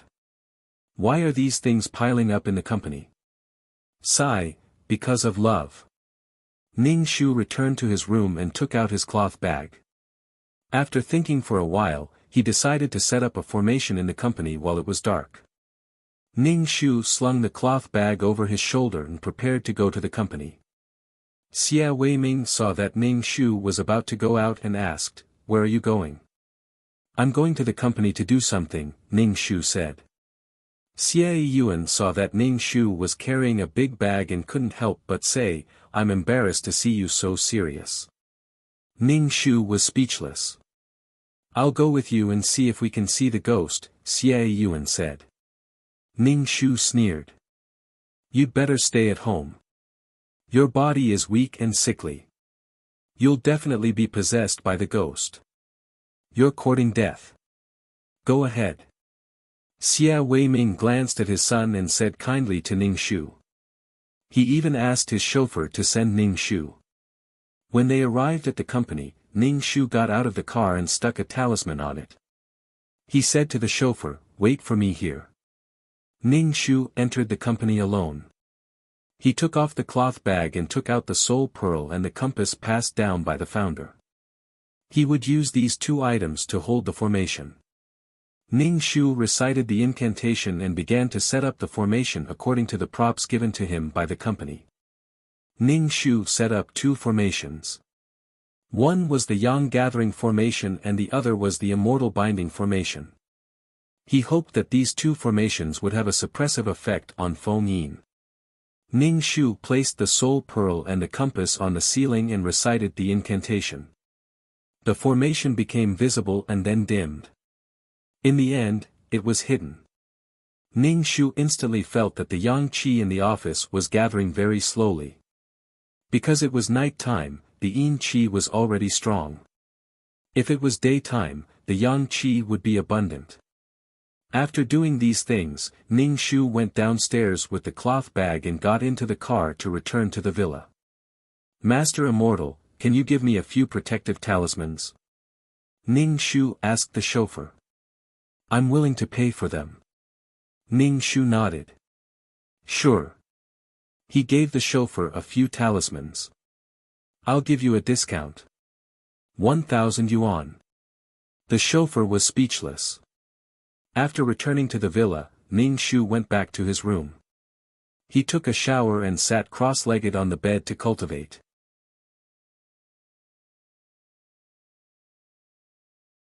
Chapter 745. Fortunately, she had the support of a peerless martial art, which allowed her to cultivate Qi Jin in the modern world. If it was in the past, she wouldn't have been able to cultivate it at all. During the day, she had interacted with Feng Yin. He was really powerful. He could control and release his evil aura and yin qi freely. No matter where he went, there would be evil aura. Ning Shu couldn't help but scratch his head when he thought of Feng Yin. The difference between them was too big. Was it really not against the rules to have such a powerful ability in the modern world? After cultivating for a night, his body cultivated a trace of qi gene. It combined with the qi gene in his dantian, making the qi gene in his dantian thicker. Ning Shu stuffed a lot of talismans on his body and took the essential cow tears. Although he could open his third eye by chanting the incantation, it was too tiring. Ning Shu went downstairs and ate breakfast before heading to the office. Walking into the office, Ning Shu felt that the office wasn't as gloomy as before. The employees also didn't have that gloomy aura. When Ning Shu arrived at her office, she saw that Song Shihan's body was emitting a thick black aura. She slept with ghosts every day, and it was a 1,000-year-old ghost king. Her body would definitely be stained with evil aura and yin qi. Now that there was a yang gathering array in the office, there was sufficient yang qi. The yin qi and yang qi on her body would definitely restrain each other. Ning Shu looked around and didn't see Feng Yin. He was a little curious about where Feng Yin had gone. Under the illumination of the yang qi, Song Shihan's face was a little pale. Her brows were slightly furrowed, and she looked a little uncomfortable. Ning Shu asked Song Shihan, "Are you okay? Look, aren't you fine?" Song Shihan waved her hand and didn't say anything. She endured the discomfort and started working. However, she wasn't in a good mood. Moreover, Feng Yin wasn't by her side, which made her feel down. Ning Shu was puzzled. Where did Feng Yin go? One had to know that the two of them were inseparable. Relying on the fact that no one could see them, Feng Yin was always by Song Shihan's side. Song Shihan wasn't used to his sudden absence today. Ning Shu also had a bad feeling. Did Feng Yin go to do something? Ning Shu was very afraid that Feng Yin would go to the Taoist temple. The old man couldn't take it head-on. Ning Shu thought for a while, then picked up the phone and called the village chief's house, asking him to call Tao Cheng. The old man was quite famous in the village around the Taoist temple. After waiting for a long time, Ning Shu called the old man. Hearing the old man's voice on the other side of the phone, Ning Shu heaved a sigh of relief. Ning Shu told the old man about what had happened to him, emphasizing on Ghost King Feng Yin. Ning Shu was afraid that he would anger Feng Yin and bring bad luck to the entire Taoist temple. Ning Shu wanted the old man to take the disciples and hide. Although she didn't know if Feng Yin knew that she was a Taoist priest, Ning Shu didn't dare to take the risk. If the sect was destroyed, how could she make a comeback? Even if Feng Yin died in the end, this mission might still fail. What Tao Qin was most upset about was the death of her master and junior brothers and sisters. Killing Feng Yin was to protect the sect. She didn't want to confuse her priorities. The old man told Ning Shu to be careful.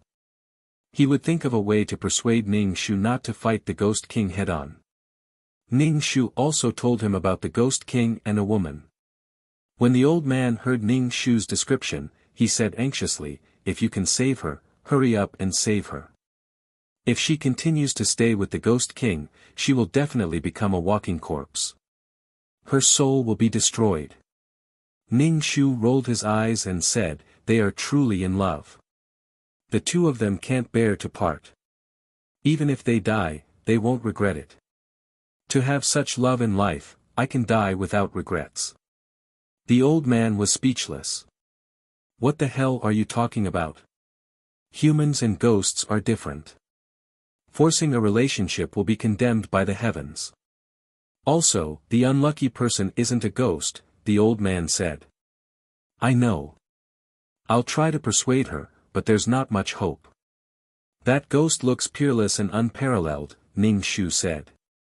"If the ghost looks like you, I don't need to persuade her. She will immediately find someone to destroy the ghost." After a while, the old man said, "That's just a smokescreen." It wasn't a smokescreen. Generally speaking, ghosts would retain their appearance when they were alive after death. This meant that Feng Yin looked like that. "Lass, be careful," the old man instructed Ning Shu.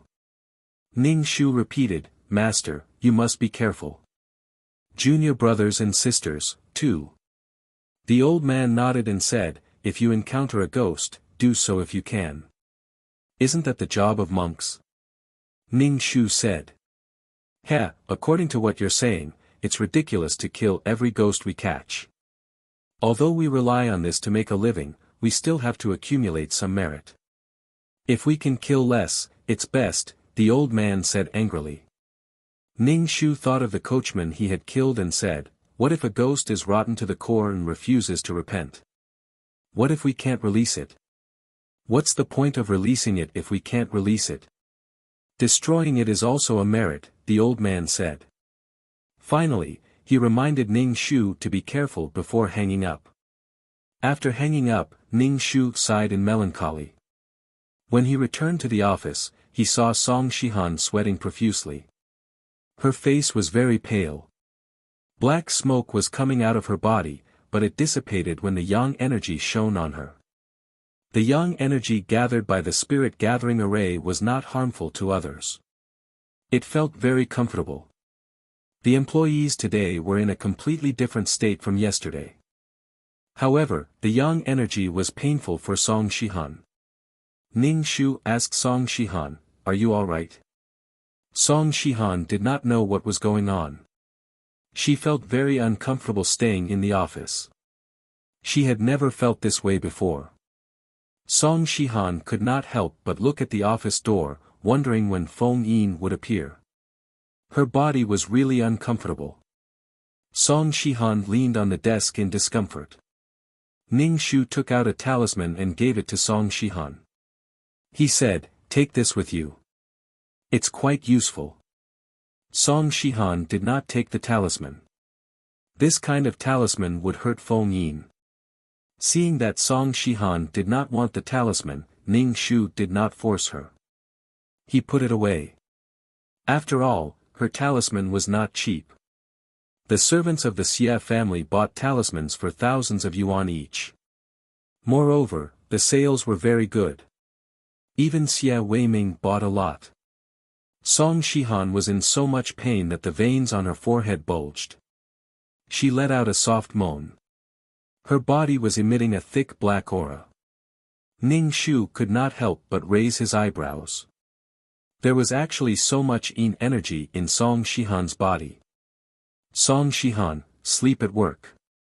If you don't want to go to work, go home and sleep. Treat the company as your own home. Song Shihan's female superior walked over and knocked on the table.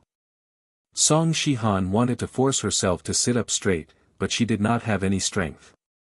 She was in so much pain that the world was spinning. It was as if there was a nail drilling into her brain. Song Shihan also felt that her body was out of her control. Her mind was in a mess, and she was in so much pain. Ning Shu saw that his female superior was about to scold Song Shihan, so he quickly said, Supervisor, she's really not feeling well, so, before Ning Shu could finish, he saw Feng Yin appear behind his female superior. His hair was fluttering, and he was looking at her with bloodshot eyes.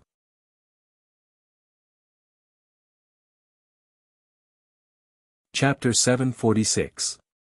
Feng Yin suddenly appeared behind the female boss. His eyes were red, his hair was fluttering, and there was a strong murderous aura around him. However, the female boss was unaware and was still nagging Song Shihan. Feng Yin suddenly pressed his hand on the female boss's head, and an overwhelming murderous aura spread from the top of the female boss's head to her entire body. The female boss froze and her voice stopped abruptly. It was as if she had lost her soul, and her eyes were extremely dull. Ning Shu suddenly grabbed the female boss's arm and pulled her into her office. Feng Yin looked at Ning Shu coldly, but he was worried about his lover and had no time to care about the female boss who had been dragged away by Ning Shu. Ning Shu pulled the female boss to an independent office. The female boss was extremely dazed and her eyes were unfocused. Ning Shu closed the office door and took out a talisman to stick on her forehead. The strong murderous aura around her made Ning Shu a little flustered. If this went on, the female boss would definitely become a zombie. She would have no soul, but her body would still be alive. Ning Shu quickly called Xie Weiming and asked him to come over and take the female boss away. He couldn't do anything in the company. Ning Shu opened the blinds and looked outside the public office. Feng Yin was whispering something into Song Shihan's ear. Feng Yin looked anxious. Song Shihan's face was pale, and even her lips were pale. Feng Yin was even more anxious. He felt that the situation in the company had changed. Why was there so much yang energy? Song Shihan felt uncomfortable because of the yang energy. Feng Yin frowned. If Song Shihan wanted to be with him, the yin energy would definitely enter her body and her soul would dissipate. After thousands of years, he had finally found her. There was no way he was going to let her go, much less let her soul scatter and scatter. Shihan, let's go home first.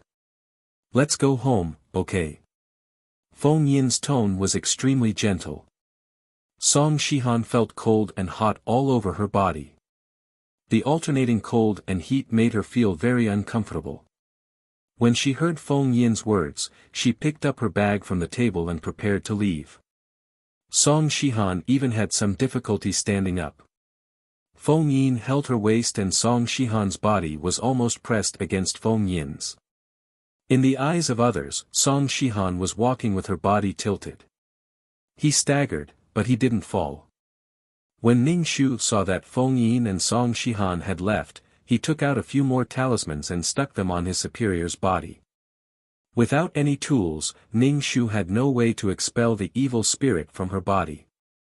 Not long after, Xie Weiming came and asked someone to help the female boss out of the office. Ning Shu asked, "What should we do now?" "Back to the villa." "My tools are all in the villa," Ning Shu said as he got into the car. Soon, they returned to the villa. Ning Shu went upstairs to get his cloth bag and bumped into Xie Yuan. Xie Yuan saw his female boss sitting motionlessly on the sofa with her head lowered in the living room and asked, "What's going on?" Ning Shu ignored her. He pulled a table over and made a simple altar. He placed the peachwood sword and willow branch on the table and filled a bowl with glutinous rice soaked in cinnabar. The female boss, who was sitting on the sofa, felt very uncomfortable. She stood up from the sofa and looked around in a daze, wanting to escape. Ning Shu sprinkled the glutinous rice on the ground. When the female boss stepped on it, her feet made a sizzling sound and she immediately retracted her foot. Xie Yuan watched Ning Shu dance with the peachwood sword and couldn't help but laugh out loud. "Are you dancing? Shut up." Xie Weiming slapped Xie Yuan on the head. Ning Shu had set up a yang gathering array in this room. The female superior's body was emitting a thick baleful aura. The entire living room looked like it was in hell. The chilly wind whistled, making it difficult for people to breathe. Ning Shu held a talisman between his fingers and chanted an incantation. The talisman flew toward the female boss and stuck on her body. The female boss raised her head and screamed. The evil spirit on her body became stronger. Ning Shu frowned. Feng Yin was probably too angry, so he was very harsh on his female superior. The murderous aura had seriously corroded the female superior's body. She was afraid that this woman would end up dying early. Feng Yin, oh, Feng Yin. He only had eyes for his woman. Everyone else was scum. His woman wouldn't even have the chance to be reincarnated if they offended him. He was so cool. He couldn't tell right from wrong. Although the female boss was wrong, the price she had to pay was a little high. Ning Shu's forehead was covered in cold sweat. He gritted his teeth and performed the incantation. In the end, the female boss screamed and collapsed on the floor. Xie Yuan watched from the side. Her pupils trembled and she couldn't speak for a long time. Ning Shu wiped his sweat. His body was a little weak. Damn it. She would really die from exhaustion if he did it a few more times. Ning Shu said to Xie Weiming, give Xie Yiyuan some of the medicine you gave her. Also, compensate her if you can. The damage to her body is a little serious. Xie Weiming wiped his face and said gloomily, what is this? If we don't fire that woman, we don't know what will happen in the future. Ning Shu waved his hand and gulped down a large bottle of water. She only said that the employee was slacking at work. That's what happened.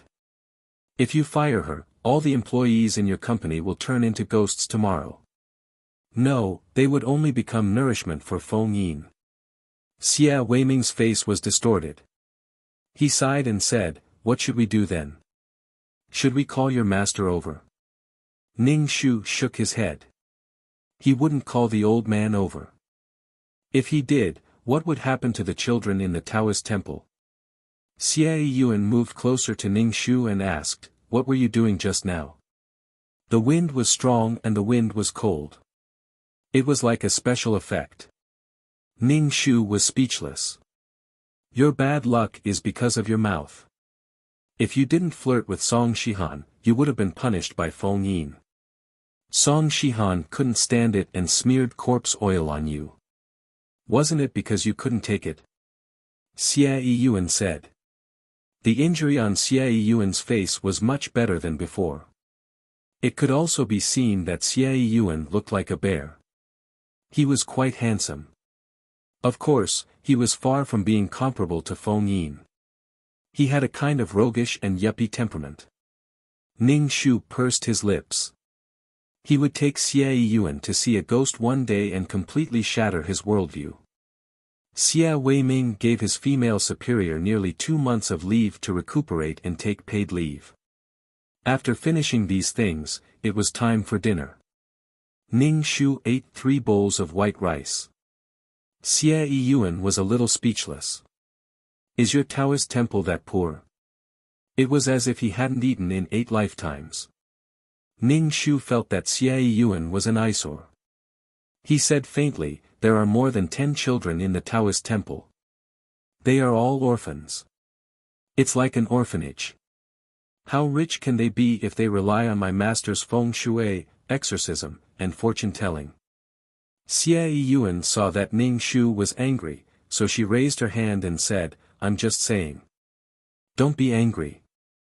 I'll raise some donations for your Taoist temple one day as a way to repay you for saving my life. Haha, thank you, Ning Shu said faintly.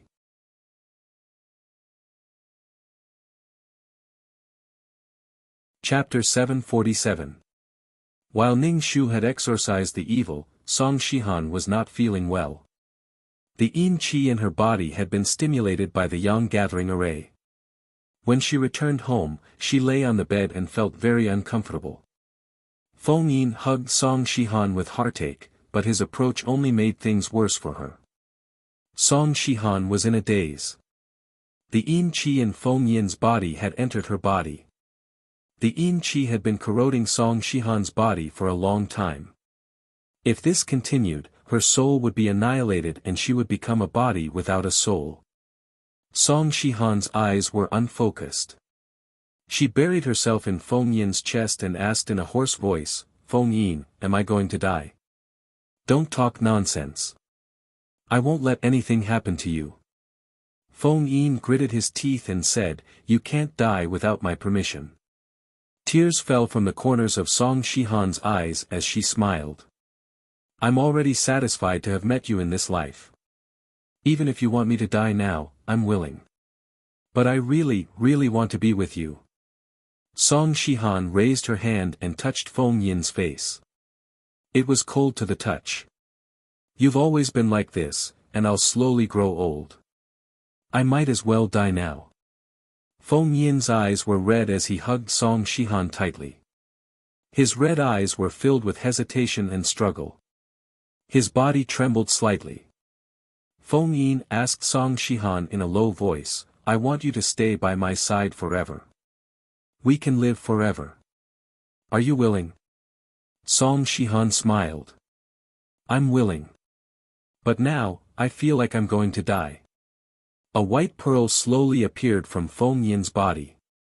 Although it was white, the surface of the pearl was surrounded by a black aura. The pearl floated in front of Feng Yin. The moment the pearl appeared, everything around it turned black. Everything was silent as if it had swallowed everything. Feng Yin kissed Song Shihan's forehead and asked, "Are you really willing to be with me forever?" "I'm willing. I'm satisfied as long as I can be with you." Song Shihan looked at Feng Yin.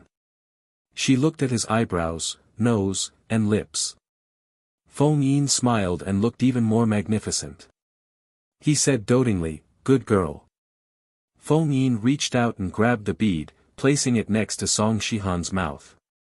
"Open your mouth and swallow it." Out of her trust in Feng Yin, Song Shihan opened her mouth and swallowed the bead without any hesitation. Immediately, she felt as if her body was being torn apart, as if countless thin needles were pricking her brain. Song Shihan held her head in pain and couldn't help but scream. Her hair fluttered and the surrounding yin qi and evil qi rushed into her body. Feng Yin hugged Song Shihan and comforted her by her ear, "Shihan, it's okay. Just bear with it. It'll be over and we'll be together forever." Ah! Song Shihan felt as if her body was about to collapse. Her bones felt as if they were being dismantled and reassembled. Song Shihan's face changed slightly. The corners of her eyes were raised, and she looked much more charming. However, her face was pale and transparent, and her lips were dark purple. Every minute and every second was torture. Song Shihan felt like her soul was about to scatter. There was an elegant and gentle voice in her ear. That voice seemed to be guiding her. Song Shihan couldn't take it anymore and fainted. Feng Yin let go of Song Shihan and lifted her collar. He saw a black flower under her collarbone. It was dark and serene. Feng Yin smiled. It was a success.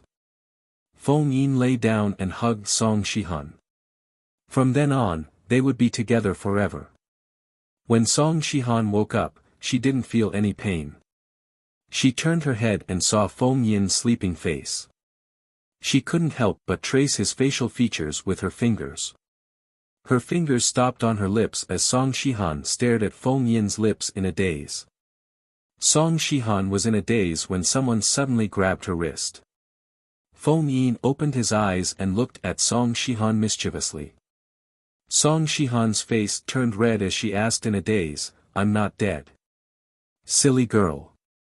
Feng Yin scratched Song Shihan's nose and said, "Girl, you won't blame me for doing this, right? What did you do to me? Why am I suddenly fine?" Song Shihan moved her body and felt better than ever. She felt very comfortable and her body seemed to have endless energy. Feng Yin hesitated for a moment before saying, "You're no longer human. To be precise, you're half human and half ghost." Song Shihan was confused. "Because you were with me, you went through the rites of the Lord of Zhou. Your mortal body can't withstand my yin qi and murderous aura. Moreover, your soul will be destroyed." Feng Yin pursed his lips and looked sad. Coupled with his face, it was enough to make one's heart drunk. Song Shihan gripped Feng Yin's hand tightly. "I won't blame you. Everything you did was to save me. Otherwise, my soul would have really dissipated." "Oh right, what did you feed me?" Last night, she vaguely felt that Feng Yin had fed her something. Feng Yin said, "It's a Ghost King elixir." A Ghost King elixir formed after 1,000 years. Song Shihan quickly asked, "You gave me your Ghost King elixir. What will happen to you? Will it harm you?" "It's just a drop in strength. You can cultivate slowly. If your soul is destroyed, you won't even have the chance to reincarnate. I won't be able to see you again.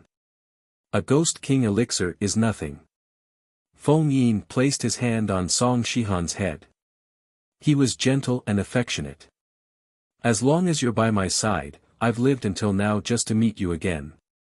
Song Shihan looked extremely touched. She threw herself into Feng Yin's arms. "Feng Yin, you're so good to me.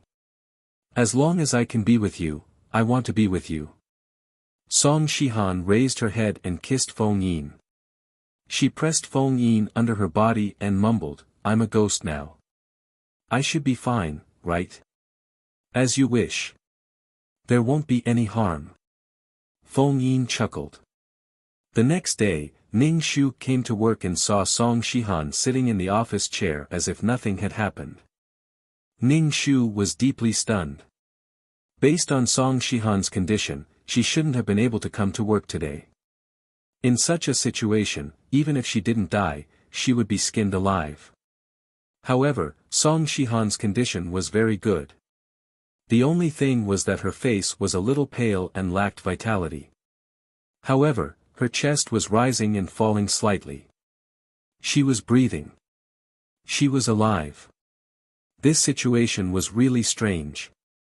Ning Shu walked over to greet Song Shihan. You weren't feeling well yesterday. Why are you coming to work today? Are you feeling better?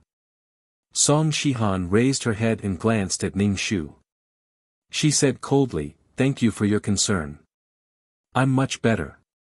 Ning Shu stared at Song Shihan and said with some confusion, why do I feel that you've become prettier again? Why did it feel like Song Shihan's face had become more exquisite overnight?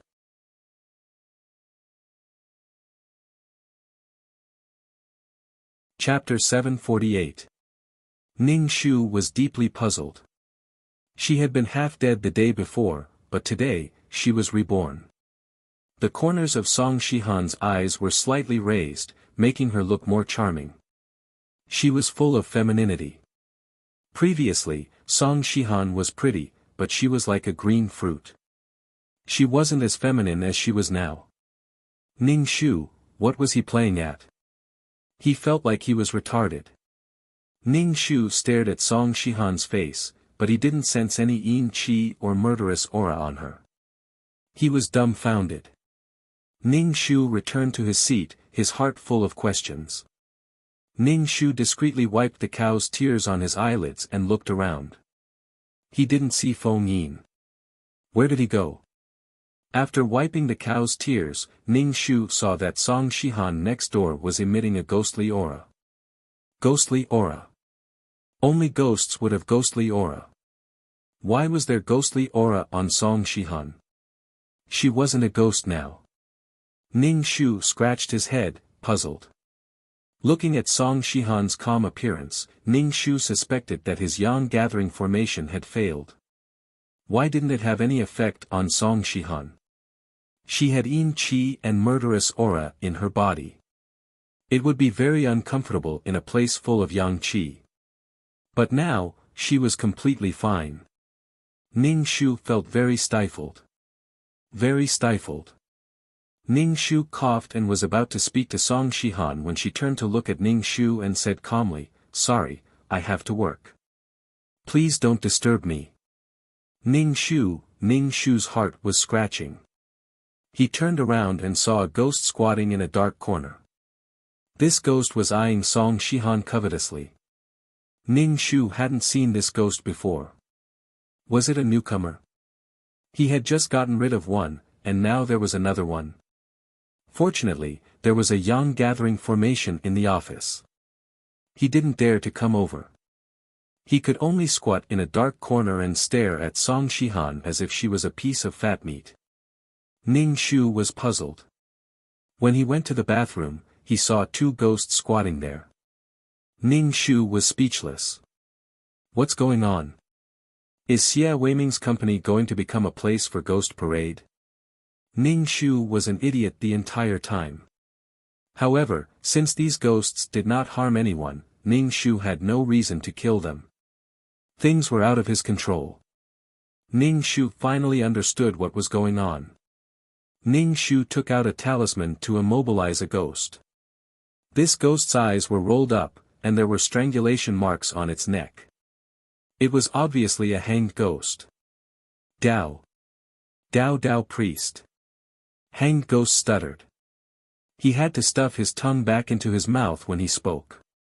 Ning Shu, how could he be so unlucky to have met a hanged ghost who couldn't even speak clearly? The hanged ghost had a strong aura of resentment. For someone who committed suicide, the resentment on his body was very strong. Ning Shu took out a talisman and stuck it on his body. A male ghost hiding in the female toilet, was he a pervert? If he had the ability, he should hide in the male toilet which had more yang energy. Hanged Ghost was very uncomfortable. His body was emitting a black aura. He stuttered, Dao. Dao priest. Ning Shu asked, why are you all gathered here? Hanged Ghost stuffed his tongue back into his mouth and said, Ghost King Elixir, there is a Ghost King Elixir. Ning Shu looked at him for a long time. He couldn't finish his sentence, so he got the information about the Ghost King Elixir. Song Shihan had a ghostly aura. Was it because of the Ghost King Elixir in her body? The Ghost King Elixir sounded like something that only the Ghost King had. Feng Yin had given his Ghost King Elixir to Song Shihan. If a living person had a Ghost King Elixir in her body, what was Song Shihan now? Ning Shu looked at Hanged Ghost, who kept stuffing his tongue into his mouth. When he stuffed his tongue into his mouth, it immediately fell out. He stuffed it back in again. Ning Shu rolled his eyes. Ning Shu said to Hanged Ghost, you should reincarnate. I also want to, but I'll commit suicide, Hanged Ghost said. Children who died young, committed suicide, and drowned in the water. These types of ghosts could easily become wandering souls. After a long time, their intelligence would gradually disappear. They would become wandering souls without consciousness. In the end, their strength would become weaker and weaker, and they would disappear from the world. These kinds of ghosts would find a substitute and get a chance to reincarnate. Ning Shu thought for a moment and said, I'll help you. Dao. Dao priest. Hanged Ghost looked at Ning Shu with excitement. Ning Shu didn't want to listen to him, so he took the talisman from his body. Ning Shu's fingers formed a seal as he chanted the Dao priest's incantation to help the dead. It was the heaven and earth purifying mantra. Heaven and earth are natural, the filthy aura is scattered, the mysteries in the cave, the grand essence is dazzling. Mighty gods from all directions, make me natural. Spirit treasure talisman life, announced to the 9 heavens. Kill Luo Dana, the grand essence is mysterious. Slay demons and evil spirits, exorcise thousands of ghosts. Dao Qi exists forever. Urgent as the law commands. Ning Shu's incantation floated around Hanged Ghost. The resentment on Hanged Ghost's body gradually disappeared. Finally, Hanged Ghost floated into a black hole and disappeared. Ning Shu stared blankly at the black hole. Was this the legendary underworld? After finishing the ritual, Ning Shu came out of the bathroom. In the dark corner of the company, he saw several ghosts. Ning Shu couldn't help but facepalm.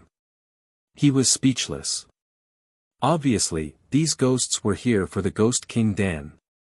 Now, Song Shihan had become the target of hundreds of ghosts. Their target was the Ghost King Dan in her body.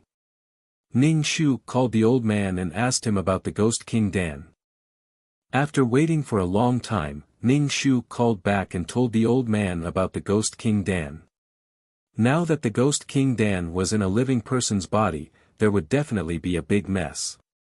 When the old man heard about the Ghost King Dan, he was stunned for a moment before saying, humans can cultivate, so can ghosts. Humans receive energy from their dantian. Ghosts who cultivate for a long time will have a Ghost King Dan in their body. This kind of ghost cannot enter the cycle of reincarnation. When they become stronger, they can turn back into a human. But I've only heard of the Ghost King Dan, but I've never seen it. If a human swallows the Ghost King Dan, they will only become a half-human, half-ghost monster. The old man said. Ning Shu was stunned for a moment and said, then is a half-human, half-ghost monster very powerful? No, if there are no accidents, they will have a very long lifespan. But when the energy in the Ghost King Dan is exhausted, she will die and her soul will be annihilated. There will be no afterlife in this life. The old man said. She can only rely on the Ghost King Dan to survive. Once the Ghost King Dan leaves her body, her soul and body will disappear. Hearing that Song Shihan wouldn't suddenly become very powerful, Ning Shu heaved a sigh of relief. However, to be able to stay with Feng Yin for who knows how long was already a cheat. Right now, she was more concerned about another matter. She asked the old man, will the Ghost King's strength weaken without the Ghost King Dan? That's for sure. The Ghost King Dan is the source of power. The Yin Qi and Baleful Qi are all stored inside. The old man said, don't think that just because the Ghost King doesn't have the Ghost King Dan, you can deal with him. You're still too inexperienced.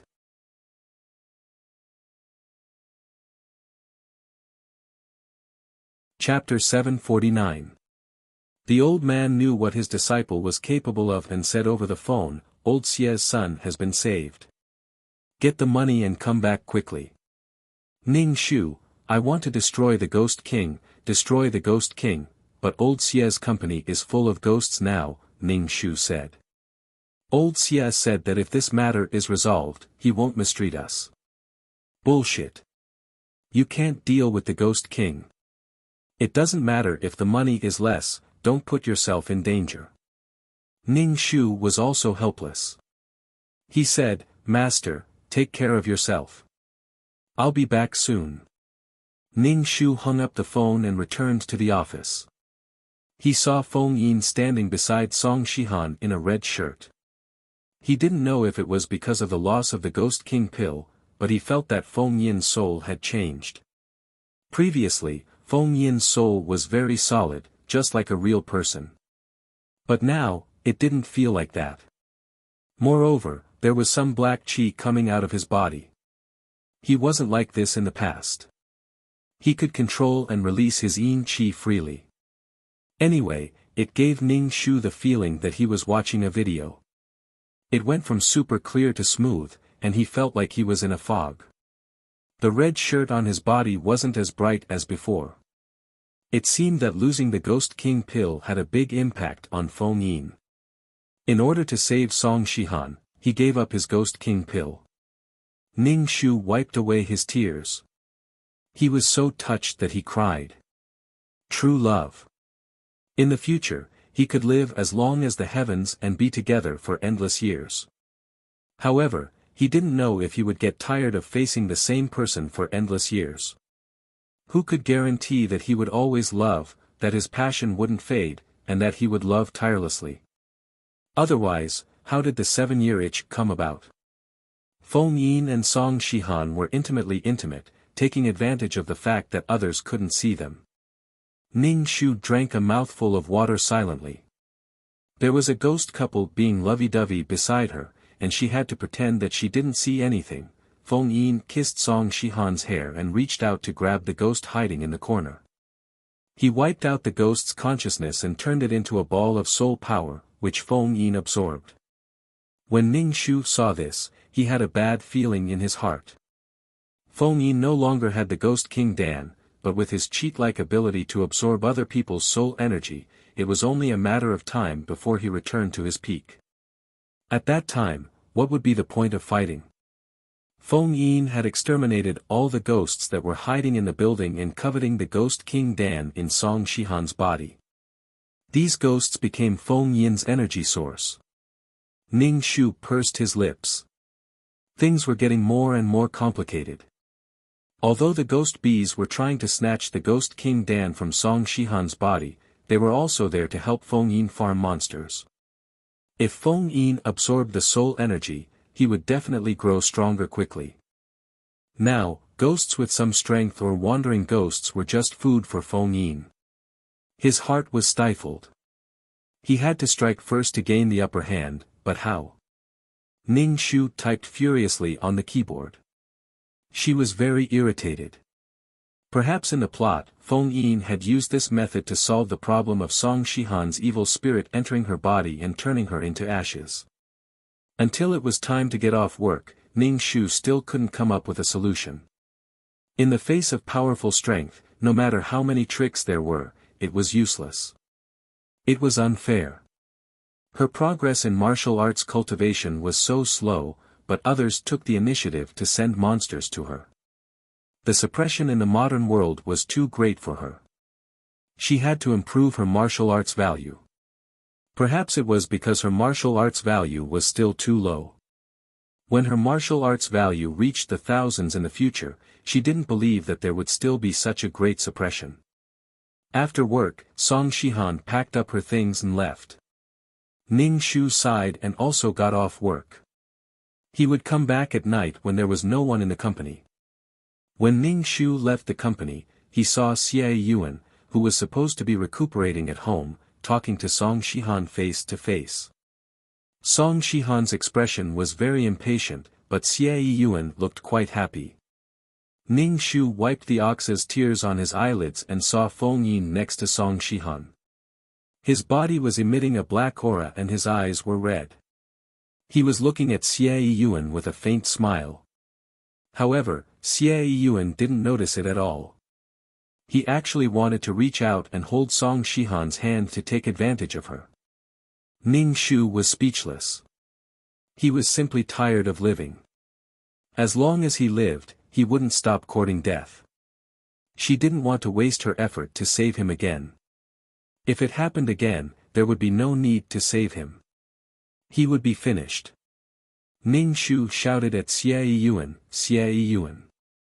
Xie Yuan immediately withdrew his hand and turned to look at Ning Shu in a daze. Even Song Shihan turned to look at Ning Shu with a puzzled expression. She was guessing the relationship between Ning Shu and Xie Yuan. Ning Shu wiped the ox's tears on his hand and walked over to Xie Yuan to drag him away by his collar. "What are you doing? Hey!" Xie Yuan struggled with all his might. "Let go of me." Ning Shu wiped Xie Yuan's eyelids with his finger that was stained with the ox's tears. He moved closer to his ear and said coldly, "Didn't you want to see a ghost? I'll let you see it." Ning Shu said as he stuck a talisman on Xie Yuan's back. "I'm talking to someone." Xie Yuan stopped talking and widened his eyes to look at Song Shihan, and the man in red next to her. Xie Yuan was so frightened that he was speechless when he saw the ghostly aura emitting from the two of them. His mouth opened and closed, but he couldn't say a word. His body went weak and he was dragged away by Ning Shu. Seeing a ghost in broad daylight. After walking for a long distance, Ning Shu finally let go of Xie Yuan when Song Shihan and Feng Yin were out of sight. Xie Yuan was lying on the ground like a dead pig. Ning Shu kicked him. "Can you get up? Behind you, ah!" Xie Yuan was so frightened that he screamed. His voice became sharp. He quickly got up and jumped onto Ning Shu's body. He wrapped his limbs around Ning Shu's body. "There's a ghost." Ning Shu tilted his head and dug his ears. He felt that his ears were hurt by Xie Yuan's screams. "Get down." It was hard for a girl like her to stand up to a man like Xie Yuan. Look at how scared she was. She didn't believe it before. She said no, but her body was honest. She was so scared. Xie Yuan got down from Ning Shu. Ning Shu said, "I'm so scared that my legs are weak. Give me a hand. There's a ghost chasing you from behind. He probably died in a car accident. He's holding his arm with one hand," Ning Shu said faintly. "Ah!" Xie Yuan ran quickly. His legs were not weak anymore. When they returned to the villa, Xie Yuan was already lying motionless on the sofa. Xie Weiming thought that something had happened to his son again. Xie Weiming asked Ning Shu, "What's wrong with him? He's a pervert." Ning Shu rolled his eyes. "I told you that she's already taken. Why did he have to get close to her?" Xie Yuan wiped his sweat and asked Ning Shu, "What are those two things?"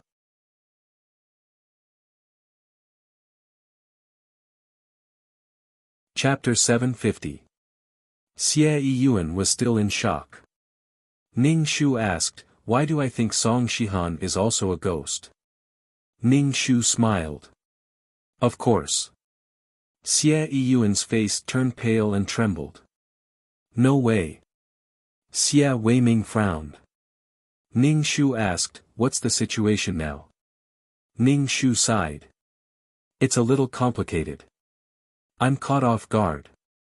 Ning Shu told Xie Weiming the ins and outs of the matter. As the owner of the company, he should know the specific situation. After listening to Ning Shu's words, Xie Weiming looked very annoyed.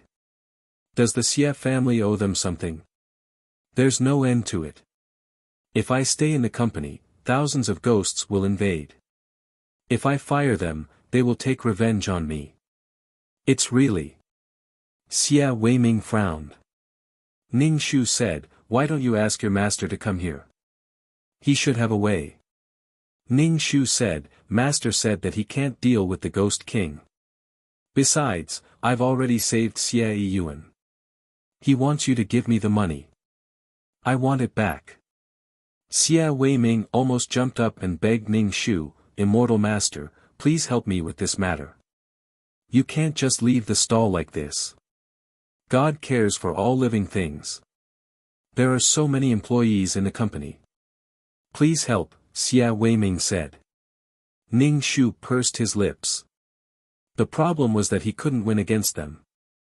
Xie Weiming sighed and said, as long as this matter is solved, you can ask for anything. I'll give you everything except the company. Ning Shu said, I'll think of a way. Ning Shu went upstairs to get his cloth bag and prepared to go to the company in the dark. Xie Yiyuan followed Ning Shu upstairs. Seeing that Ning Shu was carrying a bag of things, he said to Ning Shu, do you have any talismans for self-defense? Give me 2 of them. 5,000 yuan, Ning Shu said. Xie Yiyuan was speechless. Give it to me. Ning Shu gave him 2 amulets and said, don't keep in touch with Song Shihan anymore. Strictly speaking, you two are not in the same world now.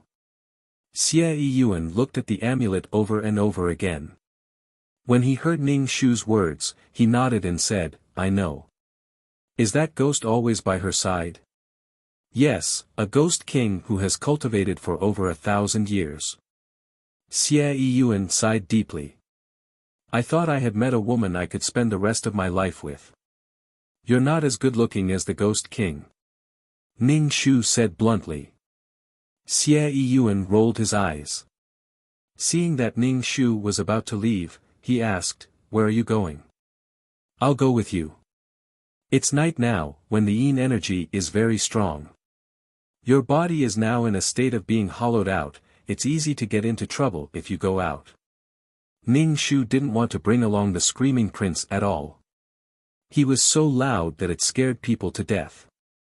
When Ning Shu arrived at the company, he took the soul pearl and the compass. Previously, he thought that the Yang Gathering Array and the Immortal Binding Array would have some effect on Feng Yin. In the end, nothing happened. Instead, Song Shihan became a half-human, half-ghost monster who lived as long as the heavens. Ning Shu put away the spiritual bead and the compass. Without the support of the artifact, the Yang Congregating Array's effect was a bit worse. Ning Shu suddenly felt the surrounding air become cold and gloomy. Ning Shu took out a cinnabar pen from the cloth bag and mixed the ashes from the 10,000 burial with other exorcism items. He used the rootless water to turn them into ink. Ning Shu took the cinnabar pen and drew an amulet under Song Shihan's office chair. Then, he lay on the ground and drew an amulet under the office table. After drawing Song Shihan's position, Ning Shu drew talismans under the table and chairs in the office. She drew talismans in inconspicuous places. To be honest, Ning Shu really didn't know why Song Shihan worked so hard at work. Although Feng Yin was a ghost, he was very capable. If he wanted to make money, he could do it in a matter of minutes. There was no one else who would want to ruin this company. Perhaps the Xie family had done something wrong to Song Shihan in their previous life. That was why they had to suffer such retribution in this life. After drawing the amulets in the office, Ning Shu went to the toilet to draw more. He hoped that Xia Weiming's company would be able to survive. He was destined to face such a calamity. By the time he was done, it was already midnight. Ning Shu packed up and prepared to return to the villa to cultivate. Although his cultivation speed wasn't as fast as Feng Yin's, if he didn't cultivate, he wouldn't have any chance to kill Feng Yin. When Ning Shu returned to the villa, he saw that it was brightly lit. When he walked into the living room, he saw that the Xia family's servants were in a mess. Immortal Master, something happened to Yuan again. Sigh. Xia Weiming said anxiously when he came downstairs and saw Ning Shu. Ning Shu frowned and walked upstairs quickly. When he opened the door to Xia Yuan's room, he saw Xia Yuan curled up on the bed and covered himself with the blanket. The blanket was shaking. Ning Shu lifted the blanket and saw that Xia Yuan's body was curled up. When he saw Ning Shu even whimpered and bared his teeth ferociously. Ning Shu rolled his eyes and sighed. He took a piece of amulet paper and pasted it on Xia Yuan's head. Xia Yuan's body emitted black smoke. He whimpered and his limbs twitched. Finally, his eyes rolled back and he fainted. Xia Weiming asked Ning Shu, "How is he?" Ning Shu said, "He went out during the day and was possessed by a low-level spirit." "What is it?" Xia Weiming asked. "A dog." Xia Weiming was speechless. "His body is weak now, so he's staying at home. I've set up a formation at home." Ning Shu sighed deeply. It was so worrisome. Ning Shu went downstairs and made a decoction for Xia Yuan. Then, he pinched Xia Yuan's nose and forced the decoction down his throat. Xia Yuan choked on the decoction and woke up. When he opened his eyes and saw Ning Shu, he immediately said, "I saw the man beside Song Shihan." "Huh?" Ning Shu looked at Xia Yuan in confusion. "Weren't you possessed by a dog?" Xia Yuan raised his chin. Ning Shu said, "Is there a strangulation mark on my neck?" "He was the one who strangled me. He threatened me to stay away from Song Shihan. Otherwise, he would destroy my soul. You scared me to death." Xia Yuan looked as if he was about to pee his pants. Only then did Ning Shu notice the faint mark on Xia Yuan's neck. Although it looked light now, it would be very obvious the next morning. Ning Shu took some glutinous rice and pressed it on the mark on his neck. Xia Yuan shouted hoarsely, "It hurts, it hurts." Ning Shu asked, "You said that the Ghost King came to look for you. When did it happen?" "Not long after you left. I was about to sleep, but he appeared at my bedside. His cold hand was on my neck. He even threatened me that if I went near his woman again, he would kill me," Xia Yuan said hoarsely. "The talisman you gave me is useless. You have to pay me back 5,000 yuan. Xia Yuan was about to cry. Ning Shu rolled his eyes. If the talisman could deal with Feng Yin, then Feng Yin wouldn't be a 1,000-year-old ghost. Why didn't he kill you directly? Why did he threaten you? Ning Shu was a little confused. With Feng Yin's ability, killing Xia Yuan was too easy. You're tuning into the Han Li's Wuxia Adventures YouTube channel. We're so grateful for your support, and don't forget to subscribe to join us on this incredible journey through captivating stories. Your generosity through donations truly makes a world of difference, as it's the primary source of revenue that allows me to expand and enhance this channel for you. Thank you from the bottom of my heart for being a part of this adventure.